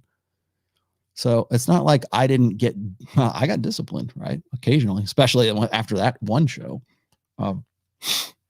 But I learned a lot. Sometimes it's tough. Like I think a lot of people look at me and they go, "Oh, he's got his shit together." Well, man, I wish I how do you connect the dots like you do? How do you articulate things? And it's like, well, it's not like it's just the word of God enters my brain or something like that. It's over the course of like practice and recognition and just doing it. And I think he was who he was from just doing. Pat was Pat because he just did. Didn't question it. He just did. This is how it works. Just do it. Now, do I know exactly what went on with his wife and his girlfriend and all the other stuff that was going on at that time? I have my suspicions. He was very private about that. We did talk about his personal life, and I'm not going to get into that right now. I might after I do his memorial show. I guess this is kind of a memorial show, but I might do like a dedication or I don't know, whatever. Once his memorial's over, I will. So, what else is in here, guys? Okay, I hate to give you exit language, but this is a live stream, so I don't really care about exit language. What do you want, Tori? Why are you? Jimmy in Dallas, here's $7 worth of recognition. Thank you. Yeah, it is literally $7 because YouTube takes 30%. It's not much, but it's what I can give right now. Well, thank you. I tell you what, Jimmy, if you can help other people, then do. Pat Stedman's Polish passport. Any books that you know about typical male patterns of behavior by age and circumstance, similar to preventive medicine? No, but I am starting to think that there might be a necessity for a book like that. I might actually include something like that in book 5. Book 5 is, I hate myself when it comes to like writing sort of spontaneously, which is really what I was trying to do with book 5, but now it's sort of snowballed into something bigger.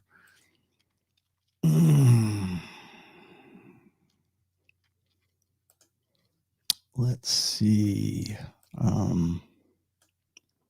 Last but not least is Mountain Manchuck. Like it. Any advice for engaging with tradcons about family and church?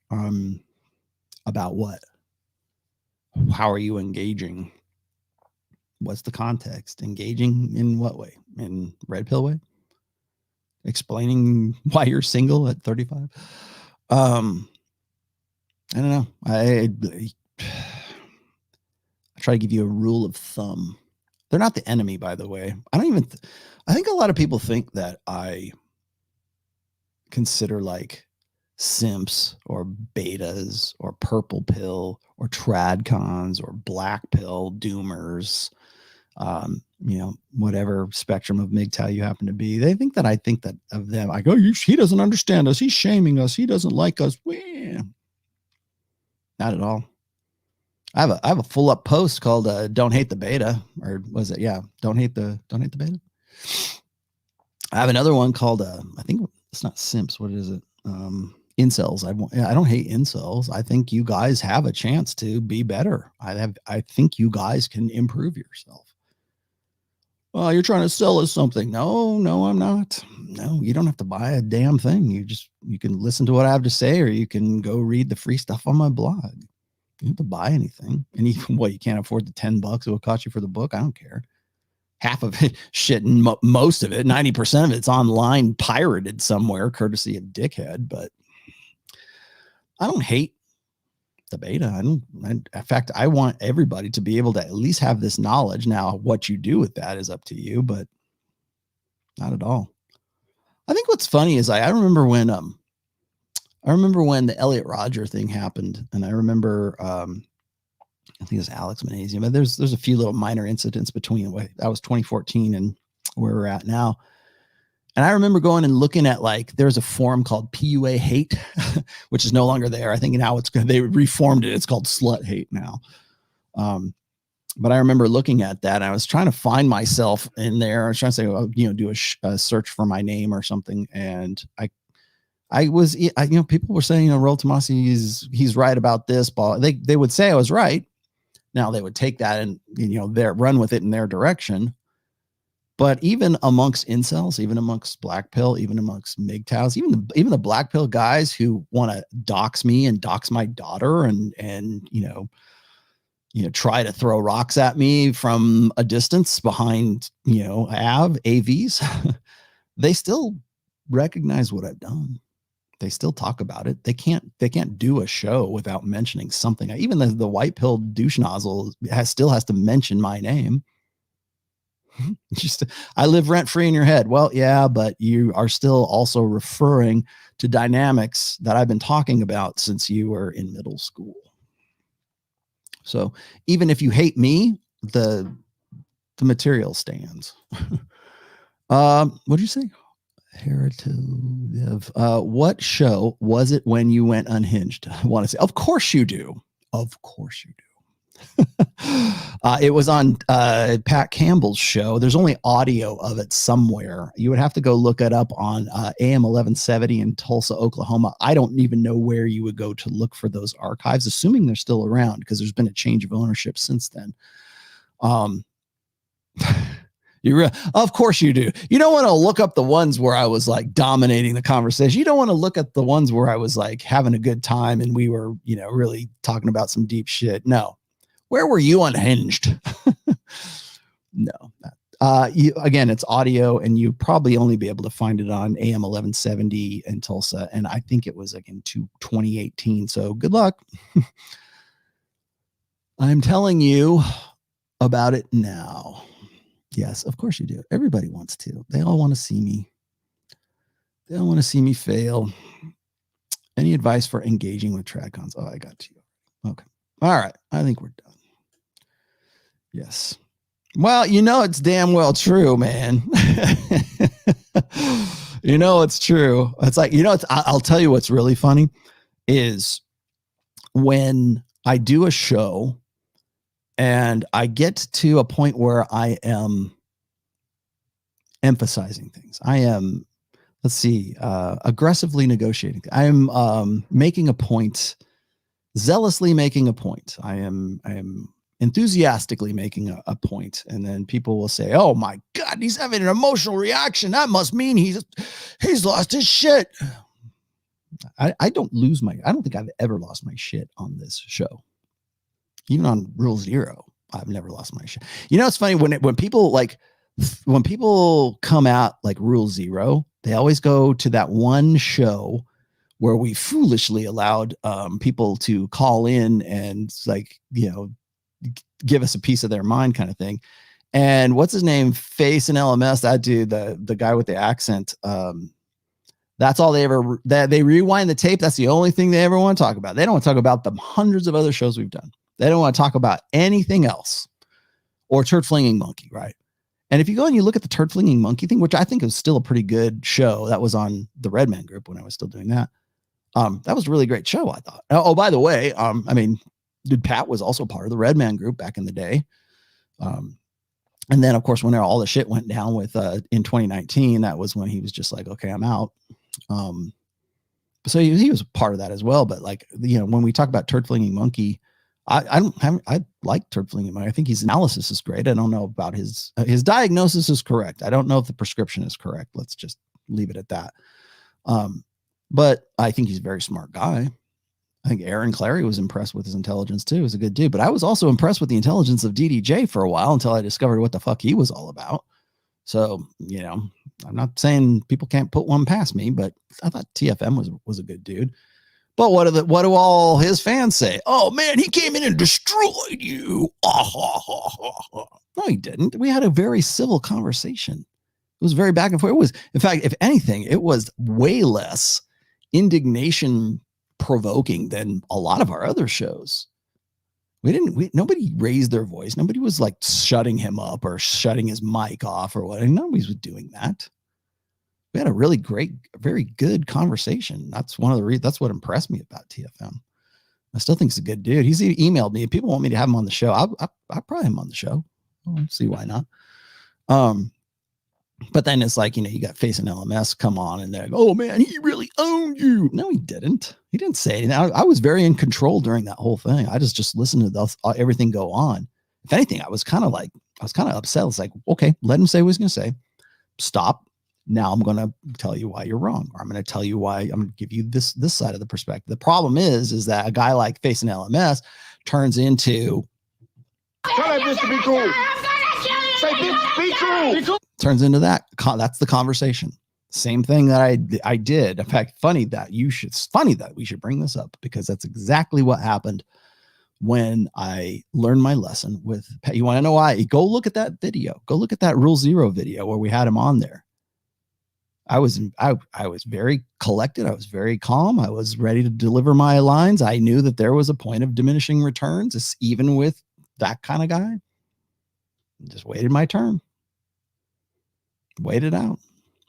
Sometimes all you have to do in life to be like, extraordinary or considered extraordinary is allow mediocre people to prove to you that they're mediocre. That's all you have to do. You don't have to outshine them. You let them prove themselves as idiots. And then you present your case and go about your day. Because you're not going to convince them. You're not going to change anybody's mind. I'm not going to change your mind about anything. If you're dedicated to something, I'm not going to change your mind. Especially that chick, that feminist chick who called it. I'd reached the point of diminishing returns with her, like probably 5 minutes before all that shit went down. I didn't understand. Yeah, you're right. Pat Ramian for sure. Shimishi, thank you for the $20, my friend. Yeah. Should I have Torsha on my show? Put a 1 in the chat if you think I should have Torsha on the show. If you haven't seen the video, the interview I did with her, you should really go check it out. That was in August. Yeah, watch. All right. I'm done. Thank you guys for watching. I'm a low energy show. I'm sorry to say, but thanks for watching. I don't think I'm going to monetize this show, so I really appreciate the super chats for this one. I will do a full one for boobs. Yeah. Okay. There you go. See, Tor should be like talking about some like really intellectual shit. And you're like, I'm sorry. Did you say something? You were saying? Yeah. Deuces. All right, man. Thanks for watching today. I will let you guys know if you are interested in the memorial service. If you want to know more information about Pat Campbell, please feel free to leave it in the comments or email me. I will be doing a recorded video. Should I do maybe I should do a live stream this week. I don't know. I'll be doing some more original content later this week, either Tuesday or Wednesday. So, and then last but not least, I am doing a monthly a Zoom conference now you have to be a Patreon member. And so this is how I work it. Okay. I'm saving the advertising for the end of the show, not the beginning of the show. So here's the advertising. If you are a Patreon member and you want some kind of personal counseling with me, and you say, I can't afford it. Great. Can you afford $200 a month? And you'll be in a Zoom call with myself and what are we up to? 6 other people right now. So I do it for 2 hours once a month in the middle of the month, 6 p.m. Eastern time, usually right around the 15th to 17th, whenever it falls. I try to make it as convenient as possible, but you have to be at the $200 tier. It's the highest tier that I have. It's the only one that gets you in the door for the Zoom conferencing. So if you're asking me for like, do you do personal counseling? Yes, I do. But it might behoove you, might be a better thing for you to do to participate in that. I'm trying to build up a little more. We're incrementally, we're getting more and more guys, and it's such a good. I have to emphasize it here because it's such a good conversation. We had such a good talk on I wanted to keep going. You know me, man, I can talk, but I wanted to keep going. It was a really good conversation. I want you guys to join too. So the way you can do that is I got to charge something, right? So it's a $200 tier for Patreon. You get at least 2 hours once a month. If things explode or get bigger, I might go more. So we'll see how it goes. This is sort of me just sort of testing the waters with a conference / I guess I hate to call it counseling. It's not really counseling, but it's like just a conference call where we all get together and we talk about things, whether it's you want to have a question for me, you have a situation, and it's great because it's not just me, it's other guys as well who understand. So do consider that. You just look up The Rational Male on Patreon. You'll find me. I'm not hard to find. In fact, the link is already in the description. So check that out, and I will see you guys later on this week. Bye-bye.